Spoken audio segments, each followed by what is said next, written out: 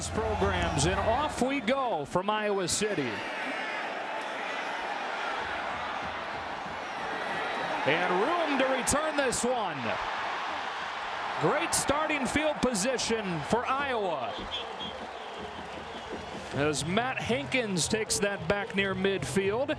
And here comes Nate Stanley, the junior from Menominee, Wisconsin, who really struggled a couple of weeks ago against Penn State. A little bit better last week against Purdue. A lot of it had to do, again, with that right thumb on his throwing hand. It's taped up. He told us in a meeting before the game that it's still hampering him a little bit, in particular driving the ball down the field. It's something to keep an eye on throughout the course of the game. Yeah, the offense overall much better last week after really struggling against Penn State. And they open this one with a handoff to Mekhi Sargent. They've got a 3 running back committee, but they want to see what Mekhi Sargent can do today early as the featured guy. They're trying to find someone who can replace what Akram Wadley brought to this offense last year for Iowa, and that's the ability to get yards after contact and make guys miss in space. Mekhi Sargent has the most ability of any of the running backs here at Iowa of doing that. First-year JUCO transfer, was a JUCO All-American last year, Iowa Western.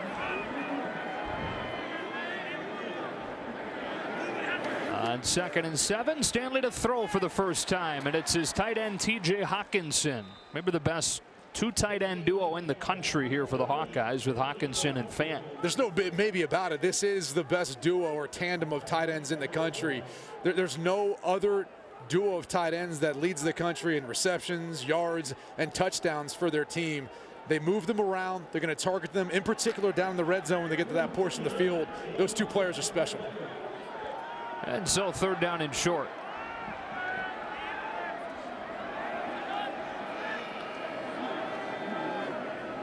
Stanley out of the gun for the first time. Throws incomplete, looking for Fant. And it's 4th down.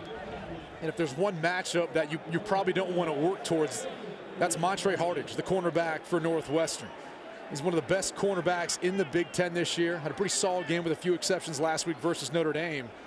It's a quick 3 and out, though, for Iowa. Not able to take advantage of the great starting field position. And by Amir Smith-Marset, who's 2nd in the country. Kickoff return yards. That's something to keep an eye on, too. Those kind of hidden yards in the special teams game. Riley Lee's back to return this punt.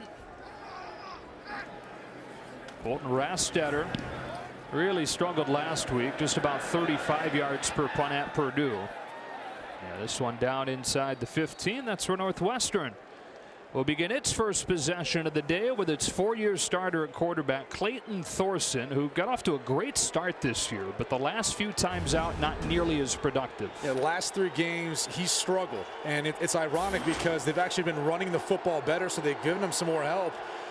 But as he gets behind center today on the road, a tough environment, going up against the #2 defense in the Big Ten, he understands the challenge and he knows what's exactly at stake. And overall, only Michigan State and Rutgers worse offensively this year. They started off with Isaiah Bowser over the left side, and as they focused on that ground game more, it's his true freshman from Sydney, Ohio, who's really taken off. Gone from running the ball almost as little as anybody in the country to these 81 carries for Bowser over the last 3 games, 3rd most in the country. On 2nd down, Thorson checks it down, and Cam Green has a Northwestern 1st down. I think they were looking for a guy to step up and really take over. Once Jeremy Larkin had to retire earlier this season, he's still the leading rusher coming into this game, and he hasn't played for weeks. And Isaiah Bowser's been that guy, so it's been given them more of the balance that I think they wanted to have. But, you know, Clayton Thorson, he can sling it around the field. He's a 4th-year senior, he's the winningest quarterback at Northwestern. Fake it in the jet sweep to Nagel. A deep drop and a deep throw. Over the top, Kyrick McGowan can't hang on.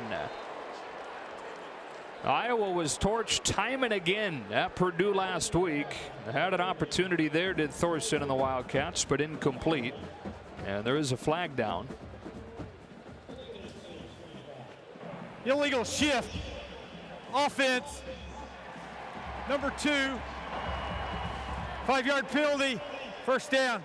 Very rare thing. Northwestern, the least penalized team in the country, and actually didn't get called for a single penalty against Notre Dame last week. And one of the most disciplined teams, and they kind of have to play that way based on their style of play.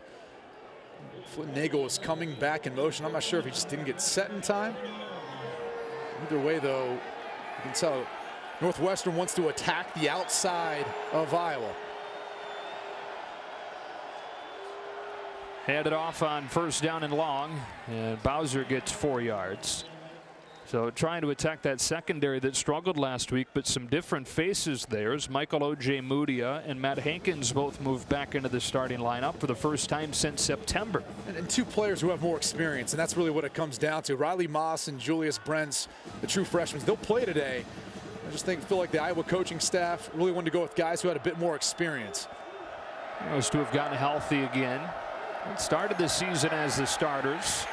Thorson into the flats. And spinning his way close to a first down is Bowser. Yeah, they do spot him with enough. First down, Northwestern. This has been the MO of the Northwestern offense in the passing game. You know, they throw as much as anyone in the Big Ten, but it's all short passes, easy completions for Clayton Thorson, and especially with the last 3 weeks, I think they want to get his confidence going again.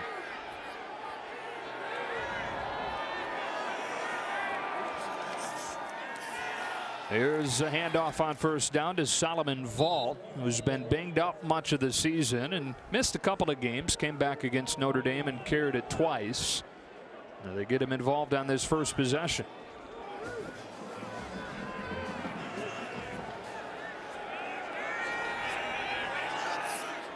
Back to the air on 2nd and 5, and against the blitz, quickly to the outside for a first down completion to Ramad Jaukio-Bowman.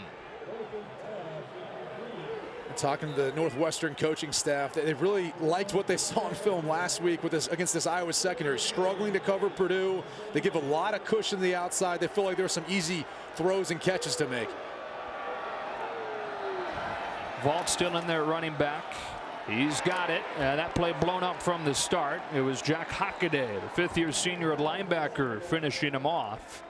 You know, an Iowa defense that lost 6 starters from last year, including all 3 starters at linebacker. And so when you consider that, the big picture has been really impressive for the Hawkeyes this year. 2nd in the conference defensively. And that guy, Parker Hesse, who you just saw, he's really taking over that leadership role for Josie Jewell, one of those former linebackers. Thorson rolling, being chased, and heaving it out of bounds. 3rd down. Saw Anthony Nelson providing the pressure. And that's really been the biggest difference between last year and this year. Is they have so much more depth up front on the Iowa defensive line, more experience for those guys, and they can rotate them in particular on 3rd down.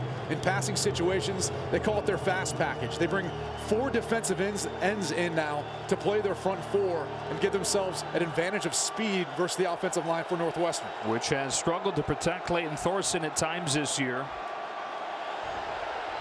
5-man rush. Here comes Hesse, and Thorson throws it into the ground. Hesse and Golston applying the pressure, and 4th down coming up.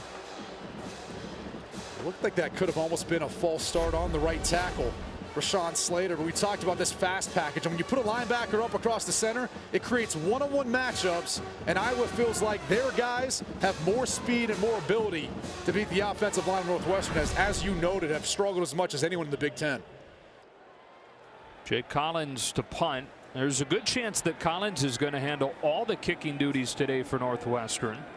Charlie Kubander didn't travel. Drew Luckenbaugh questionable. So a poor kicking situation coming into today for Northwestern. That's a nice punt right there from Collins of 42 yards in the West Division. It would be their first West Division title. Their sights set on a Rose Bowl trip. Be the first one since '95. As Mekhi Sargent runs into a wall against this Northwestern defense that has been the biggest strength for Pat Fitzgerald, and a defensive-minded coach can't dislike that. Linebacker, star linebacker at Northwestern the last time they made that Rose Bowl trip. Kind of feel like this team and really this defense embodies Pat Fitzgerald. They're tough, they're gritty, in particular their defensive line up front. They don't really give you anything easy. They make you earn it. 3rd in the Big Ten in conference games. Only Michigan and Michigan State have been better on the defensive side. Here's Stanley to throw it on 2nd down. In trouble and swallowed up. Joe Gaziano, who led the Big Ten in sacks a year ago, having another good season. Here is a junior. 5.5 sacks on the year. And this is really a coverage sack. It's the Northwestern secondary covering downfield, nowhere to go with the football for Nate Stanley. And then it's Joe Gaziano who ends up getting to the quarterback. Talking with the coaching staff, they said he's not flashy. You think you've got him, all of a sudden there's just a little motion at the end. He throws you away and he gets to the quarterback. That sets up 3rd down and 12.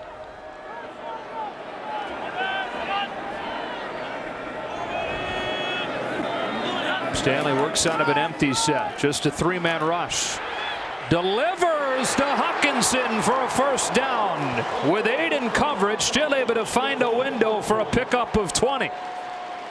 And that is exactly where Nate Stanley wanted to go the entire way. He looks off the defense a little bit, comes back, and he knows TJ Hawkinson is working his way through the zone coverage. Look at this throw. Just enough over the linebacker, Patty Fisher, but in front of the safety. That's big time from Nate Stanley. That's the kind of throw that's had some NFL scouts start to get excited about Stanley. Junior ducks under center, looked into the flats, came back on the slant, and Amir Smith-Marset for a 1st down. You're going to see this concept often today. It's just a flat route by the tight end and a slant by the wide receiver. When you play a lot of post safety, that is the combination that's effective. And that's one of the things you got to be impressed by with Nate Stanley is the variety of throws he makes. That was 3-step, went back and hit you up with a nice pass across the middle, down the field in a drop back set. This kid can do it all. He will be without Brandon Smith today, one of their wide receivers out with an injury. Here's Nick Easley, who led the team in receptions last year in his 1st year with the Hawkeyes after transferring over from Iowa Western. 32nd catch this season, sets up 2nd and 2. Early on in this game, offensive coordinator Brian Ferentz, yes, the son of Kirk Ferentz, it's well known, but he gives you a variety of things to deal with. There's different personnel groupings, different formations, and different styles of pass plays that you've got to deal with.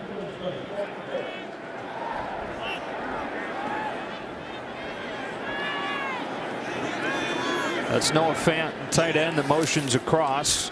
And here comes Mekhi Sargent for a 1st down. Actually a product of the same junior college program that Nick Easley came from. And Sargent, while he was an All-American a year ago at the junior college level, didn't get a ton of interest. Went through spring ball again with Iowa Western, thinking that he was headed back there. Meanwhile, here in Iowa City, the Hawkeyes were going through spring ball themselves and didn't find a need at running back until after. And that's when they extended the offer to him. Into Northwestern territory on 1st and 10. It's Sargent again, tackled by Montre Hardage. You mentioned Brandon Smith being out, the wide receiver for Iowa. Tyrone Tracy, a true freshman out of Indianapolis, Indiana. He's going to be stepping in his place, and get a chance to watch practice the other day. I think he might get the ball thrown his way a little bit. 6 foot, 185 pounds. He's got some ability. Indiana High School Player of the Year last year. They'll use him in a variety of roles, running back, receiver. 2nd down and 9. Stanley steps into it. Hawkinson again, close to another 1st down. Already the 3rd catch for the sophomore from right here in Iowa. Hawkinson and Fant both have a tremendous feel for the soft spots in the zone coverage. Look at the way in early downs in particular, they end up finding their way to the football. It's really just their feel and the way they've grown. And TJ Hawkinson from last year to this year, that was what Nate Stanley told us was his biggest growth step, is just understanding the game better, understanding the hots and sights, everything that's involved. Fullback comes into the game, joining Hawkinson. Austin Kelly on play action. Hawkinson again, this time through his hands. Just a rare drop by Hawkinson, but credit Montre Hardage with the coverage. Excuse me, no, that's J.R. Pace. Excuse me, no, Cameron Ruiz. We'll get there eventually, right? Those numbers are not easy to see, but kind of gets his hand there at the very end. Ruiz making his first career start, redshirt freshman, in for Trey Williams, as Northwestern is without both Trey Williams and Jared McGee in the secondary. Pressure coming. They bubbled it outside. Easley needs a block. And throwing out of bounds after 5 or 6. It'll be 3rd down. And that's the answer when Northwestern wants to bring pressure versus any of the Iowa run plays. They've got those bubble passes. It's kind of their version of an RPO, the run pass option. everyone talks about in college football. It's existed for a long time, but Brian Ferentz has kind of brought that element from his time in New England with the Patriots, working as an assistant. He's kind of brought their element of it to the Iowa offense. And they'll use anybody in it. We saw Noah Fant last week go 65 yards on a bubble. Ivory Kelly Martin in the game for the first time at running back. On 3rd and 5 against a 4-man rush. Stanley with time to scan the field and throwing incomplete through the hands of Kelly Martin. And it's 4th and 5 and a decision coming up here for Kirk Ferentz. And Iowa's been good on 4th down this year. Converted 68% of their 4th down tries. Had a chance at Noah Fant. Got his eyes off him a little bit too early. Ended up working the other side of the progression. Seldom, though, that he doesn't take that chance to one of his tight ends. Fant comes out, and they keep the offense on the field for 4th down and 5. And one of the best 4th down teams in the Big Ten this year. They're going to have man-to-man coverage, so he could pick his matchup. Whether it's Hawkinson or Fant, that's where he likes to go on 3rd down. Stanley steps up, being chased, gets tripped up from behind. The ball comes out. They spot him down a yard short. This will be a turnover on downs with Ernest. Start this drive with a run to Bowser. Good vision to cut it back. And good strength to power his way for a gain of 7. Stopped by Geno Stone. I think that's one of the things that has impressed this coaching staff for Northwestern is Bowser's ability to have the vision to see the backside cut and really doesn't waste many steps. He's a north and south runner, very efficient.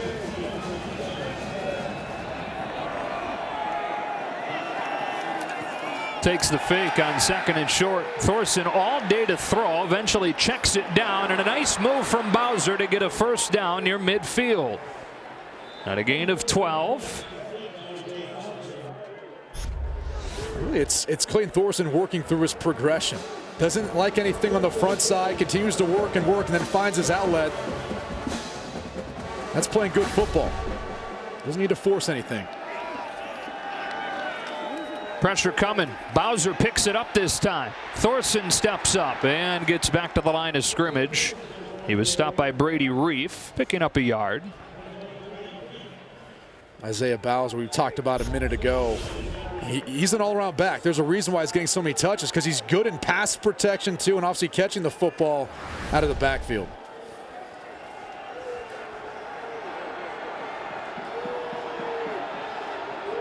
Second down and 9. Here's Bowser into the short side. And in a short gain with Chauncey Golston stopping him. 3rd down. This has been a down where Clayton Thorson's struggled a bit throwing the football. 3 interceptions this season, 2nd most in the Big Ten for quarterbacks on 3rd down. The guy they typically like to target is Flynn Nagel, and they move him around in a variety of spots. Don't be shocked if he doesn't try to find a way of getting the ball to number 2.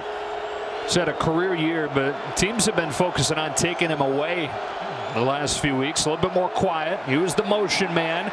Thorson looking in his direction, got flushed and threw it away. And Golston having a great first quarter at that defensive end spot for the Hawkeyes. He's really come alive. Chauncey Golston, the sophomore out of Detroit, Michigan. Started in the spring as a defensive end and defensive tackle, has really worked his way now into the lineup because of the production and his ability to get pressure on opponents. Well, you were right. They are really deep up front. And he's not even one of the top 5 guys typically that they have. Putting his impact on this game right away. Another punt for Jake Collins. Fair catch from Kyle Groneweg inside the 10. 39-yard effort for a head coach belongs to Kirk Ferentz, who's in his 20th season, under contract for another 7 through 2025. He's looking for his 150th win. He joked with us and said, yeah, thanks for bringing that up. Everyone's been telling me that the last 3 weeks. He's open 3rd time's the charm, trying to become the 5th coach in Big Ten history to reach 150 wins. His offense will start at its own 10 with a quick throw to Easley, who's got his 3rd catch already. And able to take what looked like not much into a gain of 4. Patty Fisher brings him down. Northwestern is stacking the box with a lot of bodies trying to stop the run, and really this is a game of adjustments. You know, these staffs are very familiar with one another. You know, and they talked about how in the first quarter it was almost like a boxing match. With the first few rounds, you're filling each other out, and then it's going to be the subtle adjustments made throughout the course of the game that could make the difference. Yes, you've got Kirk Ferentz on the Iowa sideline, 20 years. Pat Fitzgerald, the second longest tenured in the Big Ten at 13 seasons. Noah Fant was covered by Hardage and quickly stopped. A short gain and third down. You look at Pat Fitzgerald and what he's really done with Northwestern since he's taken over back in 2006, and the job that he's really done to get Northwestern to this point. I mean, now this is a team that contends in the West. The first 10-win season last year. Pretty incredible to see what he's built, and then really how the university has continued to build with their new indoor facility this year. Oh, it is amazing. Like something from outer space, sitting right on Lake Michigan. Third down and 5 for the Hawkeyes. Stanley floating one, wants Fant, and no flags until now. One came in very late. Hardage in coverage, and he got a flag on third down. And this is the matchup you're going to see throughout the course of the game. When Northwestern wants to go to man-to-man, Montre Hardage is probably going to match up on Noah Fant.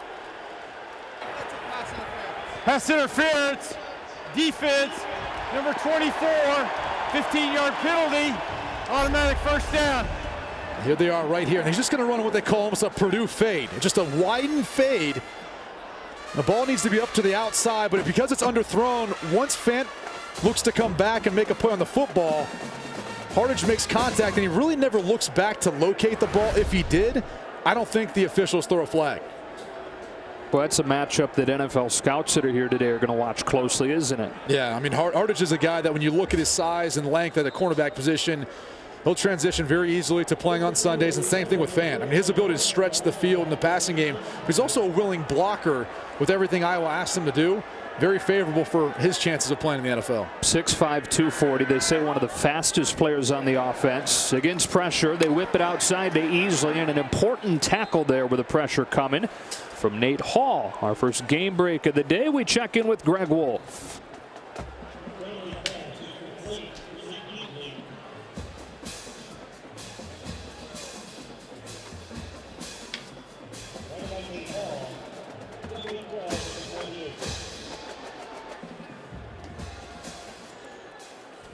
And Matt Campbell has that Iowa State program trending in the right direction. A lot of Iowa State fans feel like if they played Iowa now with Brock Purdy at quarterback, maybe a different outcome.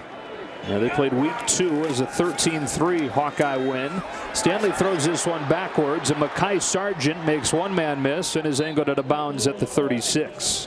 I know it doesn't seem like much, but we saw it from Clayton Thorson last drive. We're seeing it from Nate Stanley now. It's really just experienced quarterbacks who aren't forcing the football down. They're taking what the defense gives them. And both these guys are going to have a shot at the next level. And I think that's what evaluators want to see. I mean, they're going to take their shots when they're there, but not forcing the football, not making that critical mistake. Pretty efficient start for Stanley. As his first quarter winds down, no score, and a 3rd and 4 coming up.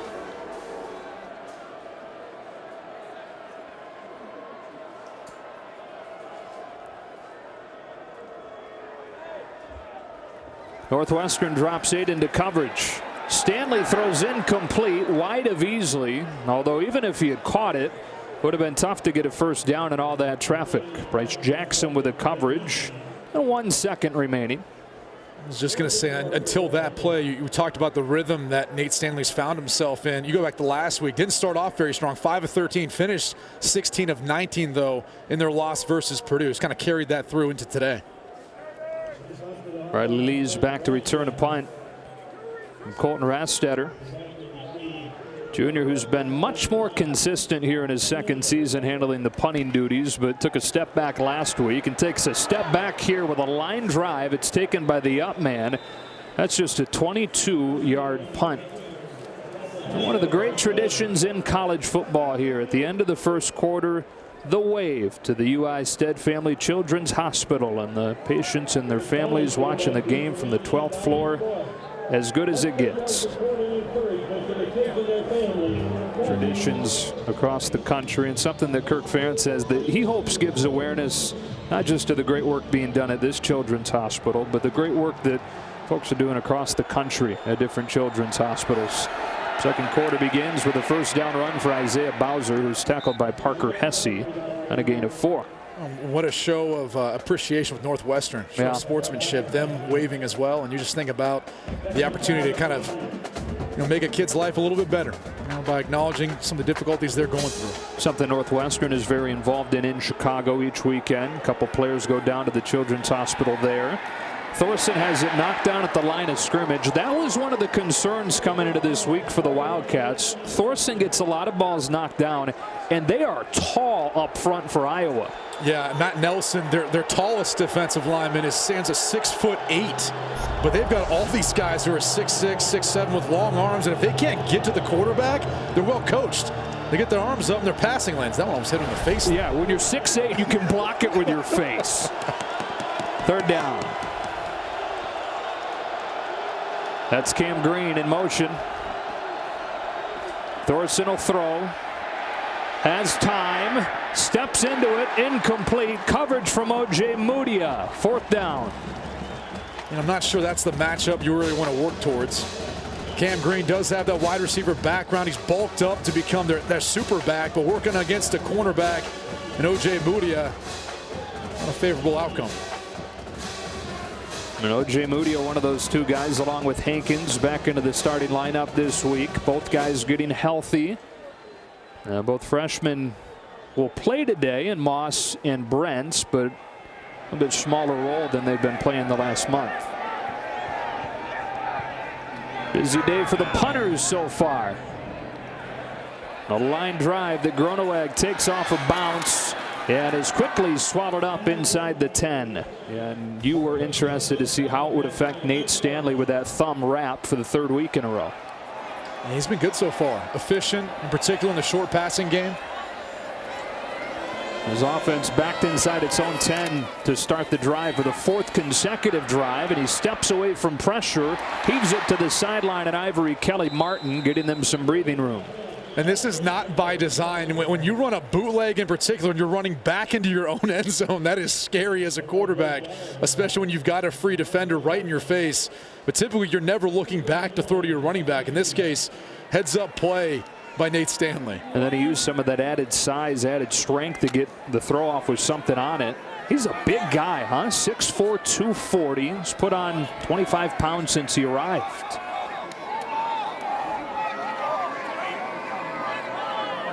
On second and short, Kelly Martin. Going to be short. Stopped by Jordan Thompson. And Kelly Martin, part of that rotation at running back. He was the starter to open the season, but he's been dealing with an ankle injury, and they're unsure how much they'd get from him today.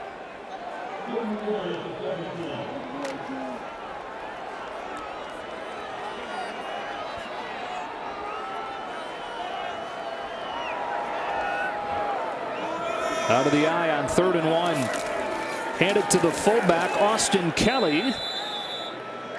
And it looks like he's got enough. Austin Kelly doesn't carry the football much. It's only his 6th rush of the season, but it's short yardage. It's down around the goal line. That's where Iowa likes to bring back the old school football game, a little fullback dive.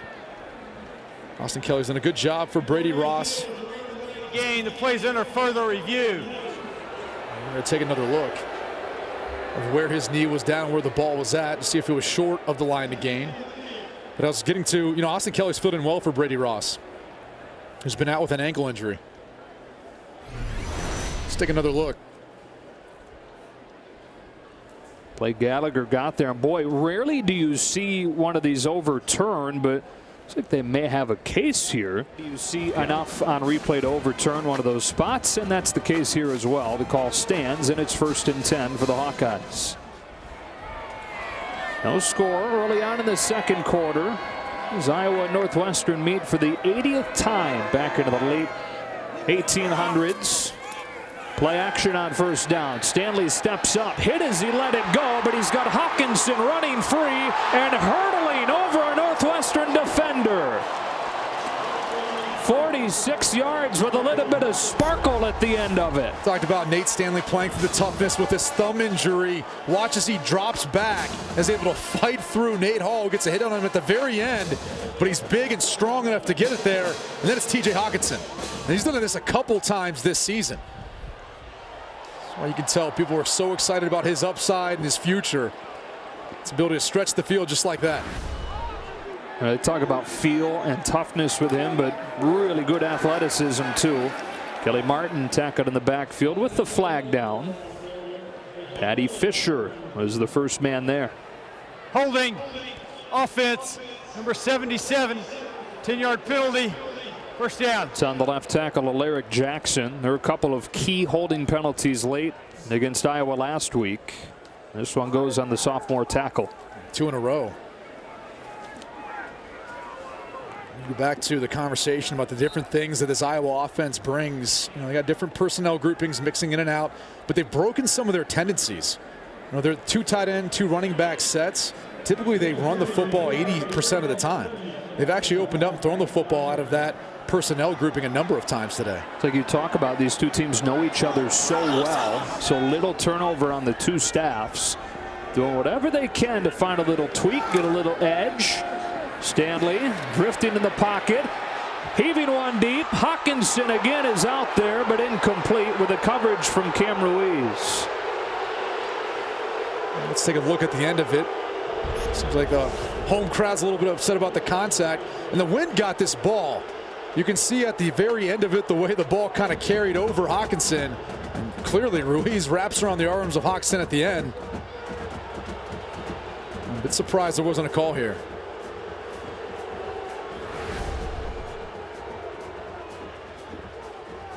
That was one of the topics coming out of the game last week as well.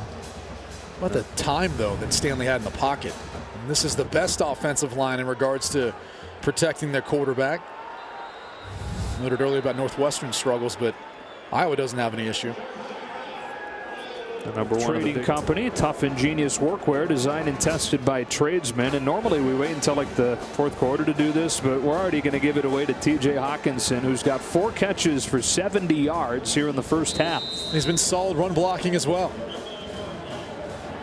He can kind of do it all, both him and Noah Fant.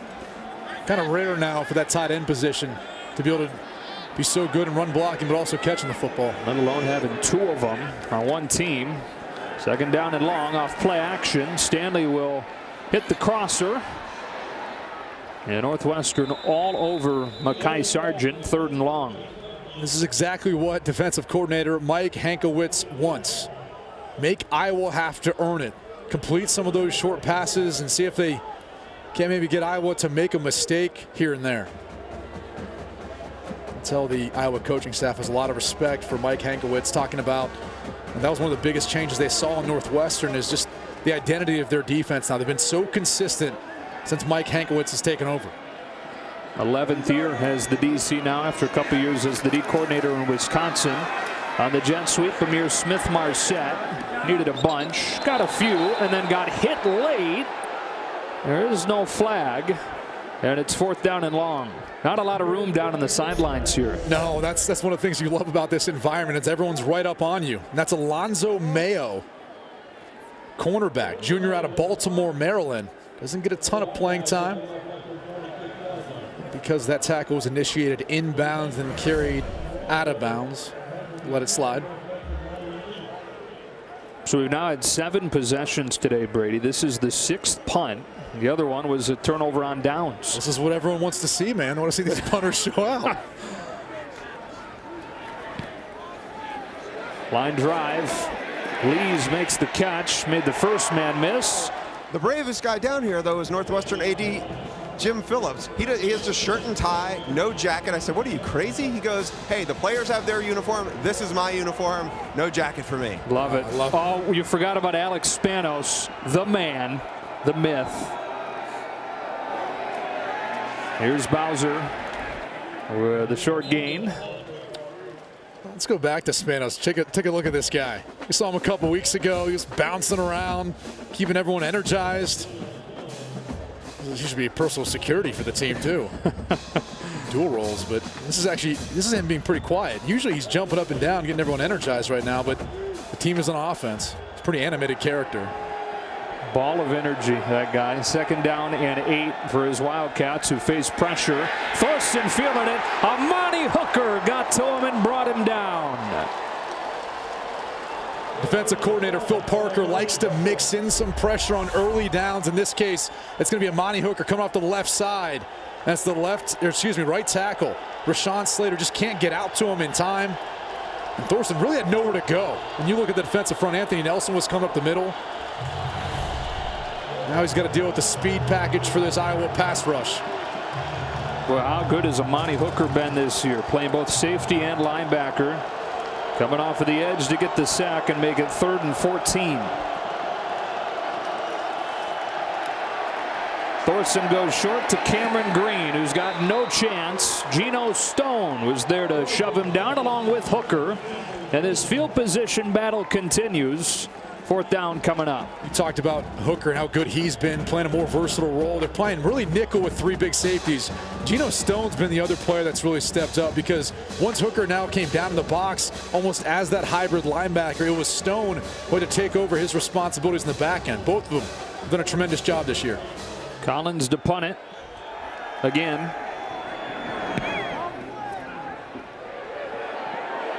Look out. And that will roll to a stop at the 31-yard line. With that roll, it's a 45-yarder. We'll take another. In other words, the opposite of this game as far as the offensive production. Young again, running hard for a 1st down. Torrin Young, the redshirt sophomore from Madison, Wisconsin, has a gain of 11. That left side of the offensive line for Iowa is where they have their most production, the most attempts as well. Torrin Young is their change-up back. A little thicker, a little bigger, more of the hammer at the running back position.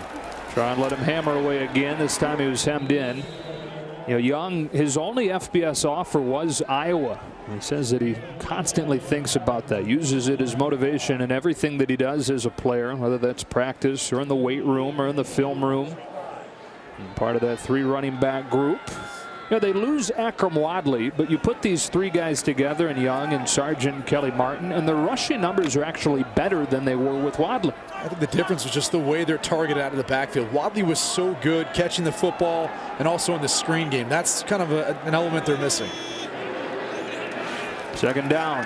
Stanley pumped wide side. Comes back to the short side with one that flutters out of his hand, incomplete. Hardage, the coverage on Smith-Marset. That was just funky looking all around. And again, you talk about having a couple fingers affected on your throwing hand. The thumb is one of the most important ones. That and your index finger, just in how you grip the football. And when it's cold outside, you already can't feel your fingertips enough. When you don't have that feeling, it's hard to have the same amount of accuracy and the same ability to time when your arm's releasing the football.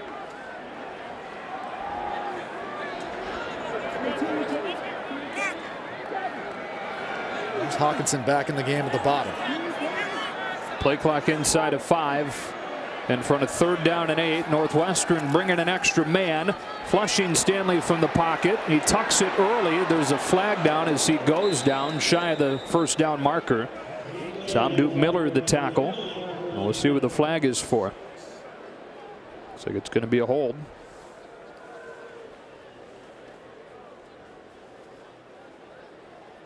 Penalties were one of the issues for Iowa last week. This will be their 2nd one today, if it's accepted. Holding.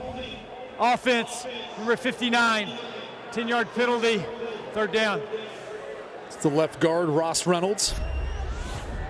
Started every game this season. Working against Sam Duke Miller. Right there you can see the tug. He's got the left hand up around his collar. Good catch by the officials. You know, this Northwestern front doesn't have a ton of sacks this year, but they do get a decent amount of hits and hurries. They just don't quite hit home enough to get the quarterback down. The 2 running backs set for the Hawkeyes here, both Sargent and Kelly Martin on 3rd and long. And they handed off to Sargent, who got a block from Kelly Martin. And got back to penalty yards, but that's all. And here's some Boo Birds wanting some offense. Still no score. Look, nothing looks good on your play sheet when it's 3rd and long, and obviously that's more of a self-inflicted wound. You have penalties that put you behind the sticks, and Iowa's not really built, really Northwestern for that matter, isn't really built to overcome it. So once again, we see a punt, and look, there's a reason why they have a foot in football. Got to involve it somehow. Yeah, and we've involved it plenty today. And you get the feeling that special teams may play a big role in this game. Are you going to get a big play on special teams, or is there going to be a big turnover that starts to turn it one way or the other? Fair catch from Lees at the 19. That's where Northwestern will start. Look at that view. What a great college town Iowa City is. So good. So good. Great environment here at Kinnick Stadium. First down and 10 for Northwestern. 9 first downs so far today. 9 first down plays. They've run the ball on all 9. They get 10 for 10. Pretty predictable on first down as they hand it back to Bowser for a gain of 3. Well, the struggles for the Northwestern offense has really just been coming from their inability to convert on third down. They haven't converted one today. Talked to you about struggles earlier in today's game for Clayton Thorson this year on third down. Thorson overall today 5 of 10, 41 yards. Hand it off again. Bowser shut down this time. Brady Reef in there with Jaimin Colbert, and it's third down.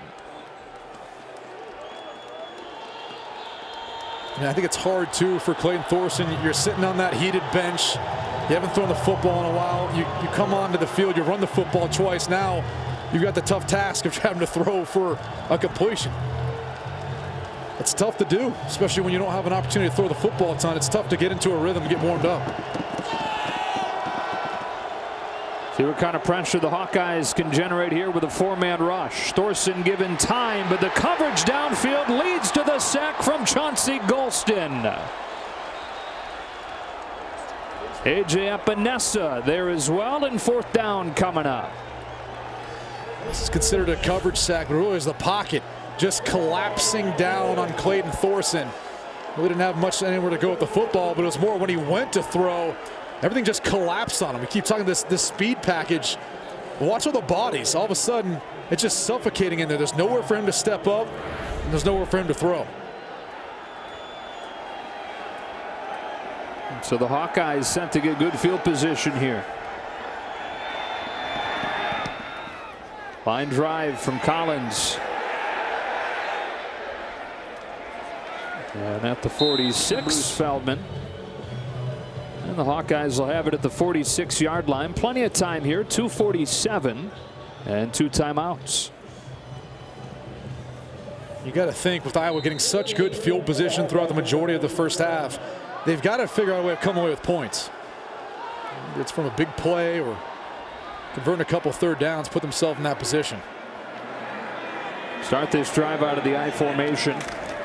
A quick throw on the slant to Easley for a gain of 8 or 9, and we check in with Greg Wolf for a game break.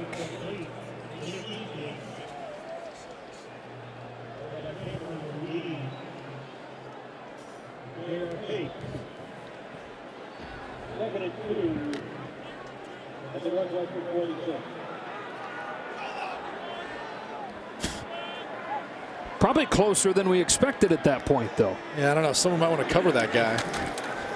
Another quick throw. It's Easley again, using a stiff arm to get a few additional yards. First down inside the 35. I'm sure Northwestern wouldn't mind a rematch. That team we just saw, Michigan. Close game earlier this year, but they got to find a way to beat Iowa right now, who's driving. And as you look at the clock, as it starts to wind down, I'm sure Iowa would like to finish out this half with the football and put some points on the board. We're getting closer and closer, at least field goal range. It's an offense coming off a good game. Those 36 points at Purdue after they failed to produce a single point at Penn State the week before. Sargent able to get 3 or 4. They had a couple safeties in that game, a couple field goals. They had a touchdown and a fake field goal, but the offense itself didn't produce a single point against the Nittany Lions. I think part of the struggle was Nate Stanley hurting his thumb in that game. Some of it was that physical, some missed throws, but also some missed reads and maybe forcing the football, feeling like he needed to do too much at times. On the 28-yard line, deepest either team has gone today. Stanley on the roll, has Fant short, has Smith-Marset long, and he overshoots him. Montre Hardage chasing him, 3rd and 6. One-on-one coverage is exactly what you're looking for on the corner route. And you can see as Amir Smith-Marset works up the field. He's probably the fastest player for Iowa. He's got a step on him, no doubt about it. Just a bit too much. Those are the ones that you got to give your wide receiver a chance, because if he can't catch it, maybe he can make a play on it. Maybe you get the cornerback to commit pass interference. Instead, 3rd down and 6, and on a windy day, this would be on the fringes of the range for Racinos. Stanley steps up, throws incomplete. Hall was all over the intended receiver, Sargent, but no flag. And it's 4th and 6. Yeah, and besides potentially a pass interference, I mean, this wasn't going to be enough to get the first down anyway. I mean, Hall's right there with him step for step, and is there early contact? Yes. We've seen the officials, with the exception of maybe one call, kind of let them play a number of times on some contested throws today. So Miguel Racinos, who has made 10 in a row, will try this from 46 yards.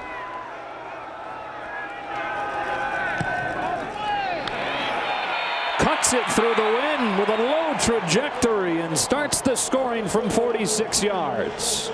So 11 makes in a row for the senior from Mason City, Iowa. And the Hawkeyes strike first inside of a minute left here in the first half. Good snap, good hold, wind at his back, plenty of leg. That's some momentum to build off of for Iowa. We spent the past couple weeks on the road. Always good to get back home and try to get a win and get things moving again. You know, we talked in the beginning about Northwestern's chance of winning the Big Ten. Iowa's not technically out of it. They just need a lot of help. All the help, right? They need like every single outcome to go their way. Although so far today it has, with Wisconsin losing. At last check, Purdue was losing to Minnesota. And then they obviously have to win today and win out. So that's the scenario for Iowa, at least, to try to find themselves in the Big Ten championship game. Seems bleak, but there's still a chance. We're telling you, Iowa fans, you got a chance. You're saying there's a chance. Kyrick McGowan back to receive this kick. 56 seconds. Northwestern has all 3 timeouts, but hasn't shown an ability to move the ball today. 82 total yards for the Wildcats. Off of McGowan's chest, picked up by Riley Lees. And that one was doomed from the start. Let's go down to Bruce. Guys, the chatter down here on the sideline with the Iowa D-line after that series was, hey, this is the kind of game where one turnover can make all the difference. Rip that ball out. That's what they were telling A.J. Epinesa, Chauncey Golston, the Nelsons. All those guys spent a lot of time talking about how they can make the difference in this game with one big turnover. Yeah, and look, they're going to try to feast on a quarterback who got sacked 5 times last week versus Notre Dame. They've given up a bunch of sacks this season, and in a 2-minute drill, this is their time. It looks like Northwestern would rather just kneel it, head into halftime and regroup. They will take a knee. And coming up at the half, stay tuned. Rob Stone, Robert Smith, the State Farm halftime show. Ohio State and Michigan State today. The Buckeyes pulled away in East Lansing. They'll recap that one. They'll take a look in Piscataway, Michigan and Rutgers, and then Alabama taking on Mississippi State. All that and more coming up at the half. Kirk Ferentz uses a timeout. 46 seconds. Going to force Northwestern to work a little bit harder to get into the break. Yeah, they don't roll over the second half. Why not? You'll make Northwestern have to run some plays here. Maybe get a botched snap. Maybe and force them to make a mistake in their own territory.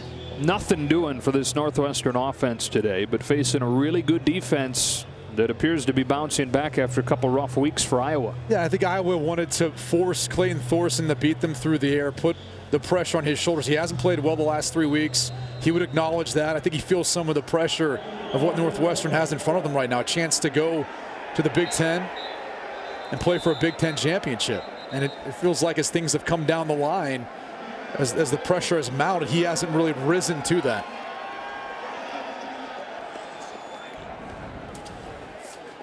The Northwestern sitting at 5-1, trying to win the West for the first time, and it would only be human nature for Clayton Thorson at this point as a 4-year starter with everything that he's worked towards right there, right in front of him, a chance to win the division, win a Big Ten championship.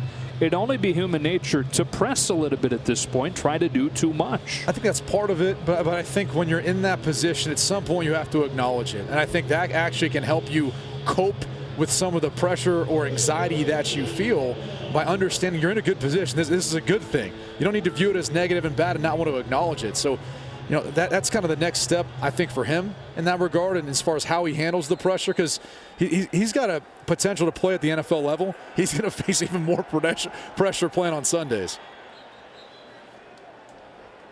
Take a knee one more time. Iowa's out of timeouts at this point, and so that will run this first half clock down. 46-yard field goal from Miguel Racinos, counting for all the scoring. Here we go with the second half. And a fair catch from Kyrick McGowan that'll give Northwestern the ball at the 25-yard line. Down to Bruce. Joe, I talked to Pat Fitzgerald. He said, you know what? Our run game has been pretty good, but we can't let them get the hits on our quarterback. He said, this is 30 minutes left. Championship effort. Let's go. One turnover can mean the difference in this game. We can't let that go on us.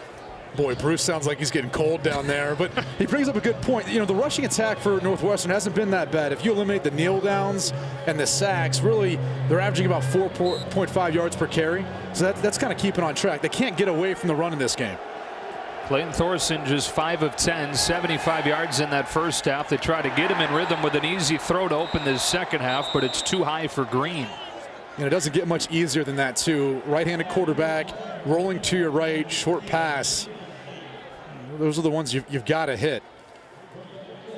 3 consecutive games where Thorson has had under 200 yards, and this is for a guy who was top 20 in the country in most passing categories prior to this 3-game stretch. Opening drive of the second half. Second down and 10. Thorson to throw again. And hits Green on the crossing pattern, tackled by O.J. Mudia, 3rd and short. And Northwestern's going to have those opportunities on these shallow cross routes that you just saw Cameron Green run. If I was going to play the soft zone coverage on 1st and 2nd down, there should be some openings on the outside portion of the field.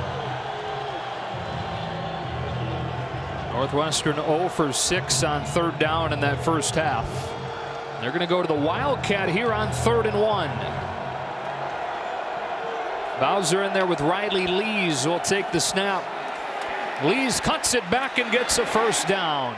He got stopped by Geno Stone, but got a few. And the first 3rd down conversion today for the Wildcats. He had to go to something a little bit different. Mix in the Wildcat from time to time, force Iowa to play a different coverage, different defense.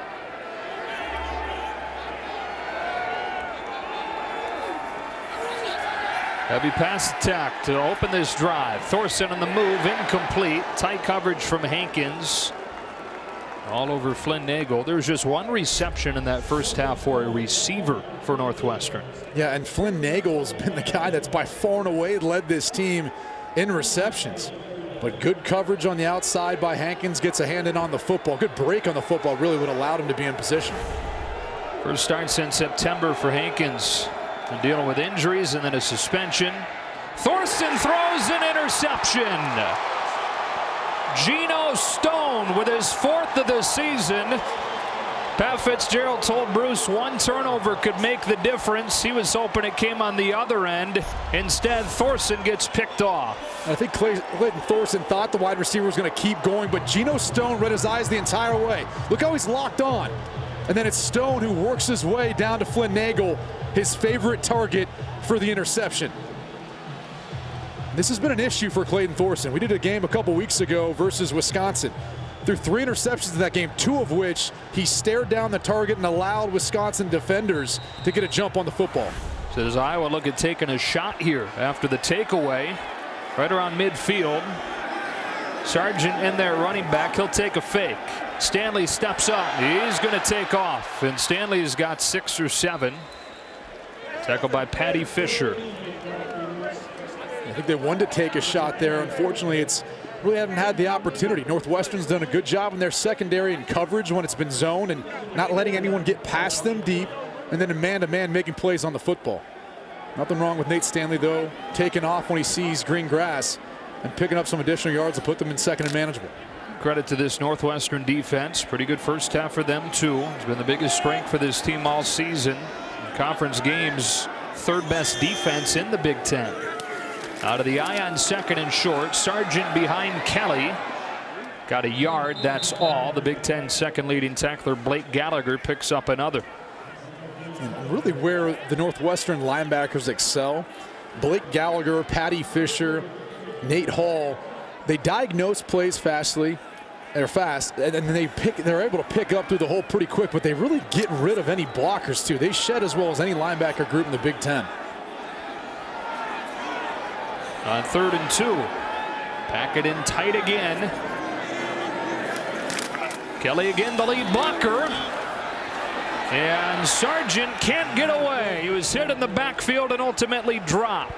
Patty Fisher playing a big role on that play. And it's 4th down as he loses 4. Well, you're going to see a blitz off the edge from Travis Willock, and that's the first defender that makes Sargent have to stop his feet. And once he does, reinforcements come for the tackle for loss. And if you're Iowa, you got to be frustrated because you've got to do something to account for that extra defender. You can't allow a free rush like that to impact the play. Run the other way, check to a pass. Willock led him in tackles in that first half after leading them in tackles last week against Notre Dame. And the Hawkeyes unable to take advantage of the interception. And unable to take advantage of a beautiful punt from Rastetter as it bounces into the end zone. Bothersome to the eye. Yeah, red room would not be a comfortable room to be in. You're right. One play to begin this drive for Bowser, and more of the same for Northwestern. Last 22 plays for the Wildcats, they have a total of 27 yards. They just have not been able to get much going, and it's kind of started on 1st down, and really it's spread to 3rd down, and just only one conversion so far today. Thorson throws it to the outside, and Cameron Green has been his favorite target. Stopped by Jake Gervais. Close to the 1st down marker. Looks like he'll be a little bit short, and it's 3rd down again. 1 for 7 on 3rd down this afternoon. Not the time and place to take a shot, but at some point Northwestern's going to have to stretch the field vertically, and I really haven't done it at all today. This is that down and distance typically you see a quarterback sneak from Northwestern. Said they hand it off straight ahead, and Bowser has a hole for a 1st down. That could be one of those tone setters for Northwestern to kind of give this offense some energy. Getting a somewhat physical 1st down. Bowser lowering his shoulder. But for a team that throws the football as much as Northwestern typically does, the yards per attempt are low, but they do mix in some shots from time to time. We just haven't seen it much today. And it's continued the trend from the last 3 games today. More run than pass. Here's Bowser out of the backfield with a reception and a solid 1st down gain. Hankins with a tackle. Are you surprised that it hasn't been a heavier pass attack from Northwestern with the way Iowa struggled defending the pass last week? Yeah, in particular on the outside, and that's kind of what we thought from talking to the coaching staff they were going to try to do.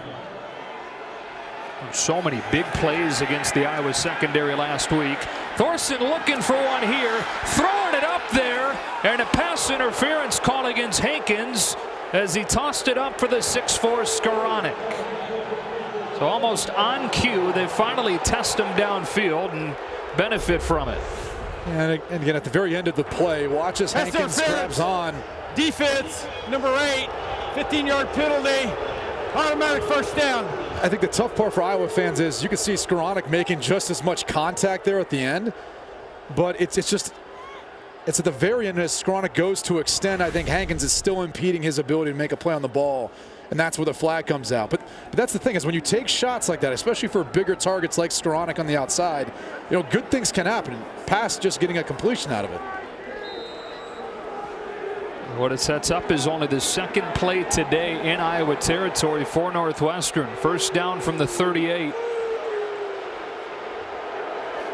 Thorson scanning the field to the sideline. And Trey Pugh with the ball coming out. Well, they say that he was marked dead before the ball was ripped out of there. Stop, second down. Yeah, and it's second down. Let's take another look. Pugh, who gets his first reception of the season. Don't target him a whole lot. Oh, I think this ball's out. And remember, if he's on top of a defender who's on the ground, he is still live at that point. It's not deemed down. 2nd and 6, back to the ground, and a hole for Bowser. Isaiah Bowser to the end zone, touchdown. Northwestern finally breaks through as the freshman goes 34 yards.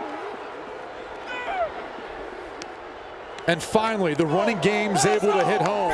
And it's really a couple of pulling guards here. Once we roll out, you're going to see two guys pull around. We're going to get the backside full to give Bowser one lane, and then the front side pull, really the center there, Jared Thomas. He ends up cutting down Jack Hawkeyes to allow Bowser to accelerate to the end zone. It only takes one play when you're not responsible for your gap, and all of a sudden a big play like that can happen. Jake Collins, his first place kicking attempt as a collegiate, handling the duties.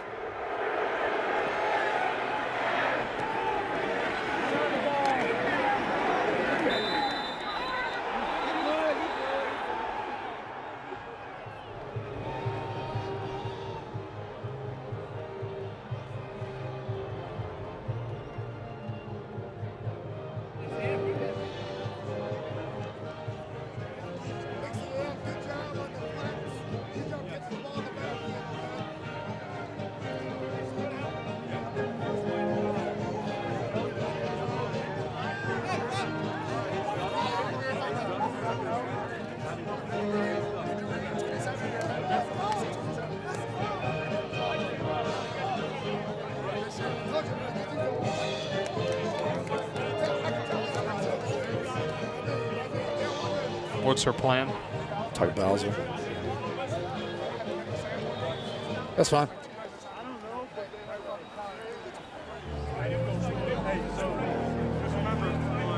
Well, Northwestern just about doubles its offense for the day on that drive, going 80 yards in 6 plays. Yeah, and all spurred on by them taking a shot downfield, getting the pass interference that led to a couple plays later where Bowser was able to take it in the end zone. But it's also not only been Bowser on the ground through the air. He came into this game with only 1 reception. He's the leading receiver today. 3 catches for 33 yards. He's getting it done. He's giving Northwestern the first lead this afternoon. Would clinch the West by winning 2 of 3 or getting losses from Wisconsin, which they've already gotten today, and Purdue. Smith-Marset is dangerous as a returner. Had that 47-yarder earlier in the game. Take the opening kickoff back near midfield. He's got this one, and here comes Amir Smith-Marset. Has some blocks, has the corner, and has another nice return out near the 40. Then they start to think, well, maybe we're not finished yet. Still technically hope in the division race for the Hawkeyes. Play action for Nate Stanley. He's got a defender waiting for him on the boot, which has happened a few times today. This time it was Jordan Thompson. They're forcing the quick throw. Yeah, and again, credit the Northwestern defense. They've sniffed out a lot of the misdirection plays, the boots, some of the quick passes as well, but they've done a good job of stopping the run for Iowa and then putting pressure on Nate Stanley on the passing downs.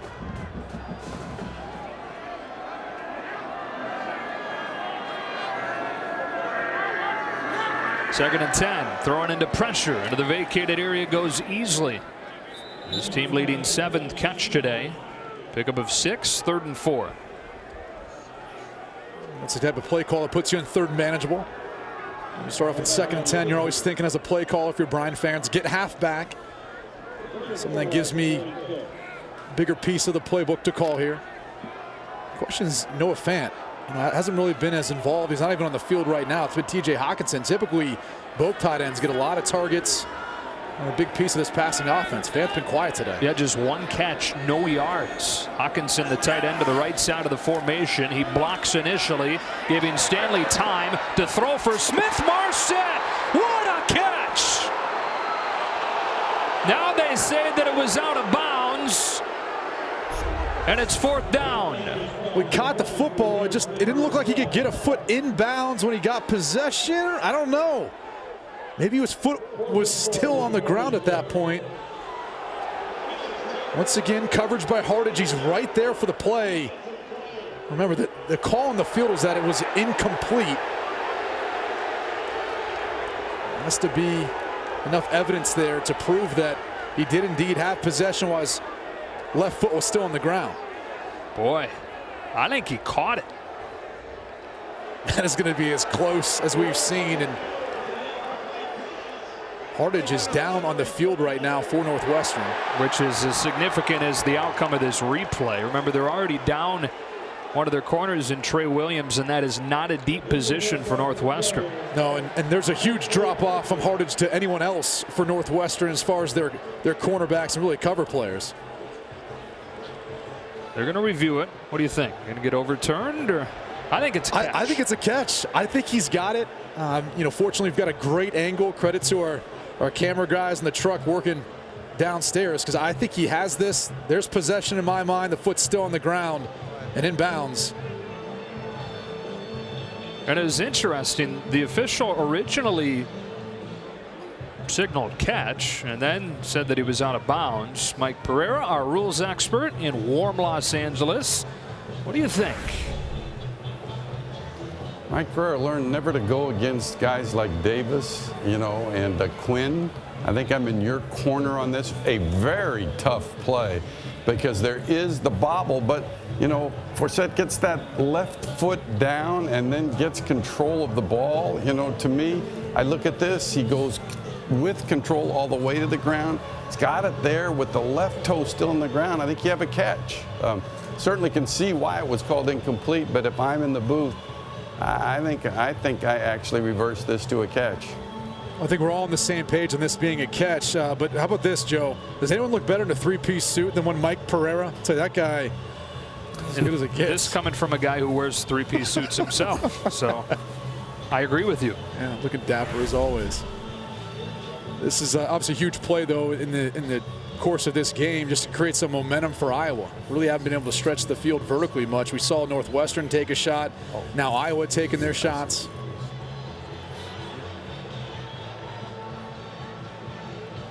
I don't know about you. I'm just excited to see some offense.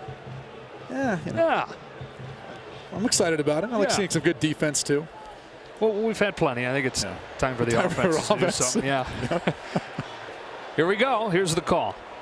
After review, the ruling on the field is reversed. It is a completed catch. 1st and 10 for Iowa at the 19-yard line. And so it is overturned in a 33-yard reception for Amir Smith-Marset. And at this portion of the field, you'd be hard-pressed to find a better quarterback at making the throws and making the right decisions than Nate Stanley. Of his 17 touchdown passes this year, 13 have come in the red zone, in large part due to the tight ends, TJ Hawkinson and Noah Fant. When we talked about earlier, Fant really hasn't been as big of a part of the game. Do they find a way to get him the football now? He just entered the game. And so did Nate Weeding, so 3 tight ends in there for the Hawkeyes, who have it first down inside the Northwestern 20. Mekhi Sargent motions offset. Here comes Tyrone Tracy, the true freshman. Waits for the blocks to develop. They never do, and he's swarmed, losing a yard with Alonzo Mayo, who's going to see an increased role if Montre Hardage is out of this game for an extended period. Getting the tackle, 2nd and long. And that's what I'd be thinking if I'm Brian Ferentz right now, is trying to pick on one of these 2 cornerbacks. I mean, this is obviously not the first option for Northwestern's defense. So if I can, split out some of my big athletic tight ends, utilize those matchups. Split one of them out here. Hawkinson into the near side. They have Fant to the top of the screen on 2nd and 11. Against a 4-man twist. Pressure comes. Stanley has to heave it away. Only a 4-man rush, but still able to move him off his spot. Sam Miller and Joe Gaziano both collapse in the pocket, making it 3rd and 11. Well, right guard Cole Banwart's been out with an injury. Levi Paulson's taken over his spot at right guard. We've seen Dalton Ferguson for Iowa at times play, but really struggled versus Penn State. And that's a reason why we've got Paulson in there now.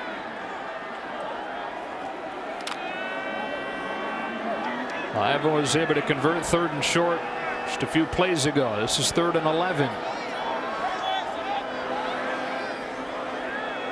Empty set.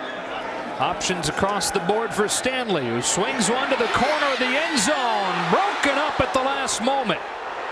Roderick Campbell knocks it away from Max Cooper, who's only got 3 catches on the season, and several guys deep on the depth chart usually making impacts in the secondary for the Cats. And you knew the reason for the decision to go after Campbell.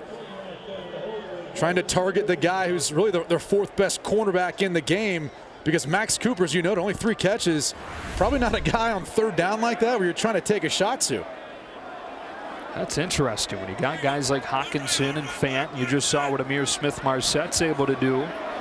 We go for Cooper and incomplete. And now with a low snap, the hole put down. Racinos hits it off of the upright. You saw what the wind did with that thing as it faded off of the upright, no good. Snapping a string of 11 makes in a row for Racinos. Just a bunch of .org to learn more.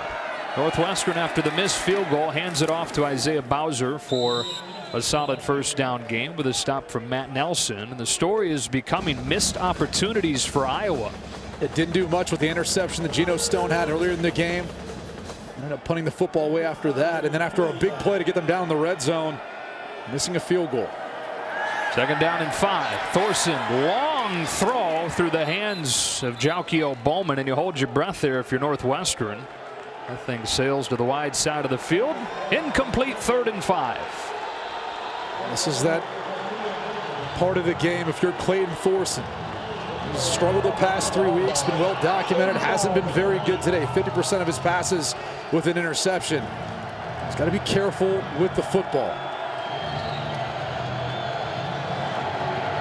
Chad Hanaoka comes in a running back. 3 receivers into the near side. Thorson looking that way, steps up, evades a tackler, reaches close to the 1st down, needing every bit of that 6'4" frame to make it close. And this is going to be as close as it gets. But he talked about it before the snap. A good decision. No one's there. Take off and run. Clayton Thorson, one of the more athletic quarterbacks, has been hampered, obviously, recovering from his knee injury in last year's bowl game. But as the season's gone on, he's got healthier and healthier and more mobile. Go back to him playing high school football. Didn't start till his senior year. Was a former wide receiver. So that actually helped him make him a better quarterback. But I think that's why he's got some of those skills and the ability to run with the football.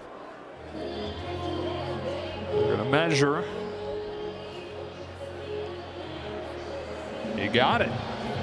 If you're unfamiliar with Thorson's story recently, he tore his ACL in the bowl game last year and was ready for the start of the season. Even though they kind of eased him in, he shared time the first few games. It's remarkable that he's been able to start every game less than a year removed from ACL surgery. Incredible toughness. What a leader. Look at his career at Northwestern. He'll leave with pretty much every passing record, winningest quarterback for the Wildcats. Another 1st down run. Bowser got hit by Gervais, finished off by Nelson. Time for a game break. Hello again, Greg. Towards a Big Apple Cup in a couple weeks, buddy. You ready to go to Pullman? I'm excited. Can't wait. Gardner Minshew's been one of the better quarterbacks this season. Maybe making a case for headed to New York for the Heisman. 2nd down and 8. Thorson hits a crossing green, who gets cut down by Hankins. Oh, I hate seeing that. And Hankins saw it coming the entire way. Talked about it earlier. Clayton Thorson staring down some of his targets. Look, it's a proper hit, but there are some serious repercussions when you get hit that part of the body. Well, it's the kind of hit that the implementation of targeting has led to you seeing more of. 3rd down and 5. Thorson evades one rusher, throws into traffic. Big mistake. Big pick, Jake Gervais.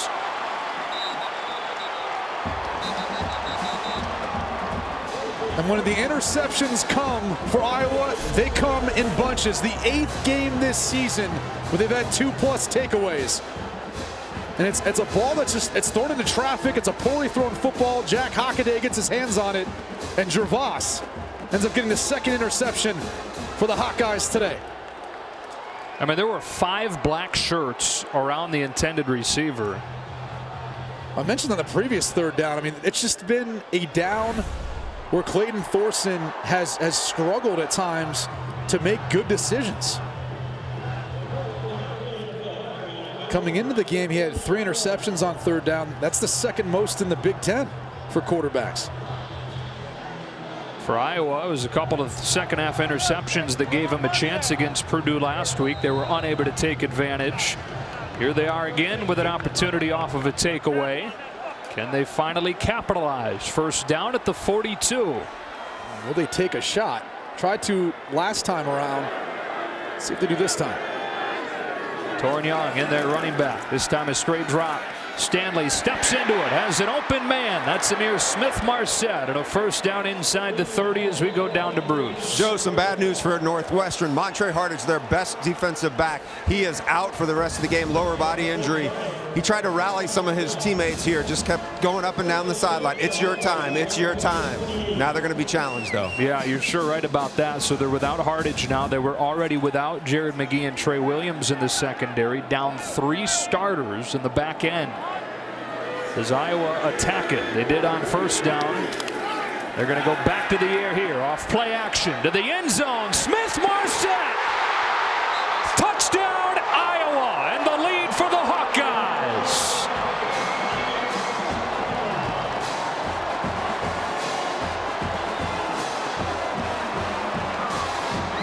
Exactly what you're hoping for if you're Kirk Ferentz. Finally capitalize off momentum. And really it's just going to be a little nudge to the outside. And he's going to go back towards the post. And Amir Smith-Marset is the fastest player on Iowa's team. And once he sticks Alonzo Mayo, it's all speed to the back of the end zone. And they went right after one of those replacements in Mayo, who's hardly played at all this year. And Hardage is that player that typically can match up, but it also changes the coverages that they can run. A lot of times they give more safety help to one side because they trust Hardage. But in this case, 10-7 after the big play. Let's take a look at the last play. Talked about it a second ago. If Hardage is in, typically the safeties, they'll actually work to the side of the opposite corner. But in this case, they have to play quarters. So each guy's responsible for a quarter of the deep part of the field, and they can't give as much safety help because they have to worry about both sides. Only the route of Smith-Marset sticks to the outside. He's able to get the defender Mayo to turn his hips, and it's over after that. Now the question is, how does Clayton Thorson respond? We detailed it coming in. The last 3 games not near to what he was doing over the first month and a half of the season or so. And today, even worse than the previous 3 so far. 10 for 20, just 75 yards and 2 picks. And he's gotten more help from the running game, so there's not as much pressure on him, which is the surprising part why he wouldn't excel. Fair catch. And the drive will start at the 25-yard line. Great slate of NFL action coming tomorrow on Fox. Drew Brees and the 7-1 Saints take on the Bengals. And then it's not just the Rams in LA. The Chargers are 6-2, and they face the Raiders, all on Fox and the Fox Sports app. The 4 p.m. game, a battle in the AFC West. People think the Chiefs kind of have that division done, spoken for. I don't know. Chargers only 1 game back. They have to go to Kansas City to play them later this season, but they're not far off. And once they get Joey Bosa back, maybe that's a different defense they're facing. Pretty much all run on first down so far today for Northwestern, and it stays that way. Jack Hawkeyes stopping Isaiah Bowser. And this Kinnick Stadium crowd trying to stay warm, and the offense giving them reason to get excited here late in this third quarter. You can make a case for the defense too, the way they've been taking away the football. 2 interceptions here in the third of Thorson, who on second down hands it off again. Bowser not with a lot of room, and it will be 3rd and short. And another reason for the crowd to come alive. I think sometimes you have the tendency, if you're a play caller like offensive coordinator Mick McCall for Northwestern, to get away from the run. You feel the pressure because the momentum of the game has swung Iowa's way, but they're still running the football effectively. You don't necessarily have to get away from it. Only down 3 at this point. How about this on 3rd and 2? It's an empty set until Bowser comes and joins Thorson. Facing pressure. Bowser up the middle, gashes it for a first down. And quietly, you said they're still having success on the ground. Isaiah Bowser's got another 100-yard game. Yeah, it's been fun to watch for the true freshman. They changed the dynamic of this offense, but you saw in the last play the blitz that Iowa brings. Sometimes that can open up a gap for you in the running game. You can end up finding a seam if guys don't keep their gap integrity. Then they snap it with nobody in the backfield and to the outside. It's Ben Skoranek, tackled by Matt Hankins. You got to be impressed with this Iowa defense, though. They're not allowing many big plays. Flynn Nagel, their leading receiver, doesn't even have a reception in this game so far. Gave up 4 plays of 36 yards or more last week. None today. Solomon Vaught on 2nd and short, failed to get back to the line of scrimmage. Brady Reef has had a good day inside for Iowa. Picked up another tackle there, 3rd and 1. I think if you're looking at the battle of the line of scrimmage, Iowa is winning it up front. Look how many defenders are in the backfield. They're changing the line of scrimmage and they're pushing the Wildcat offensive line backwards.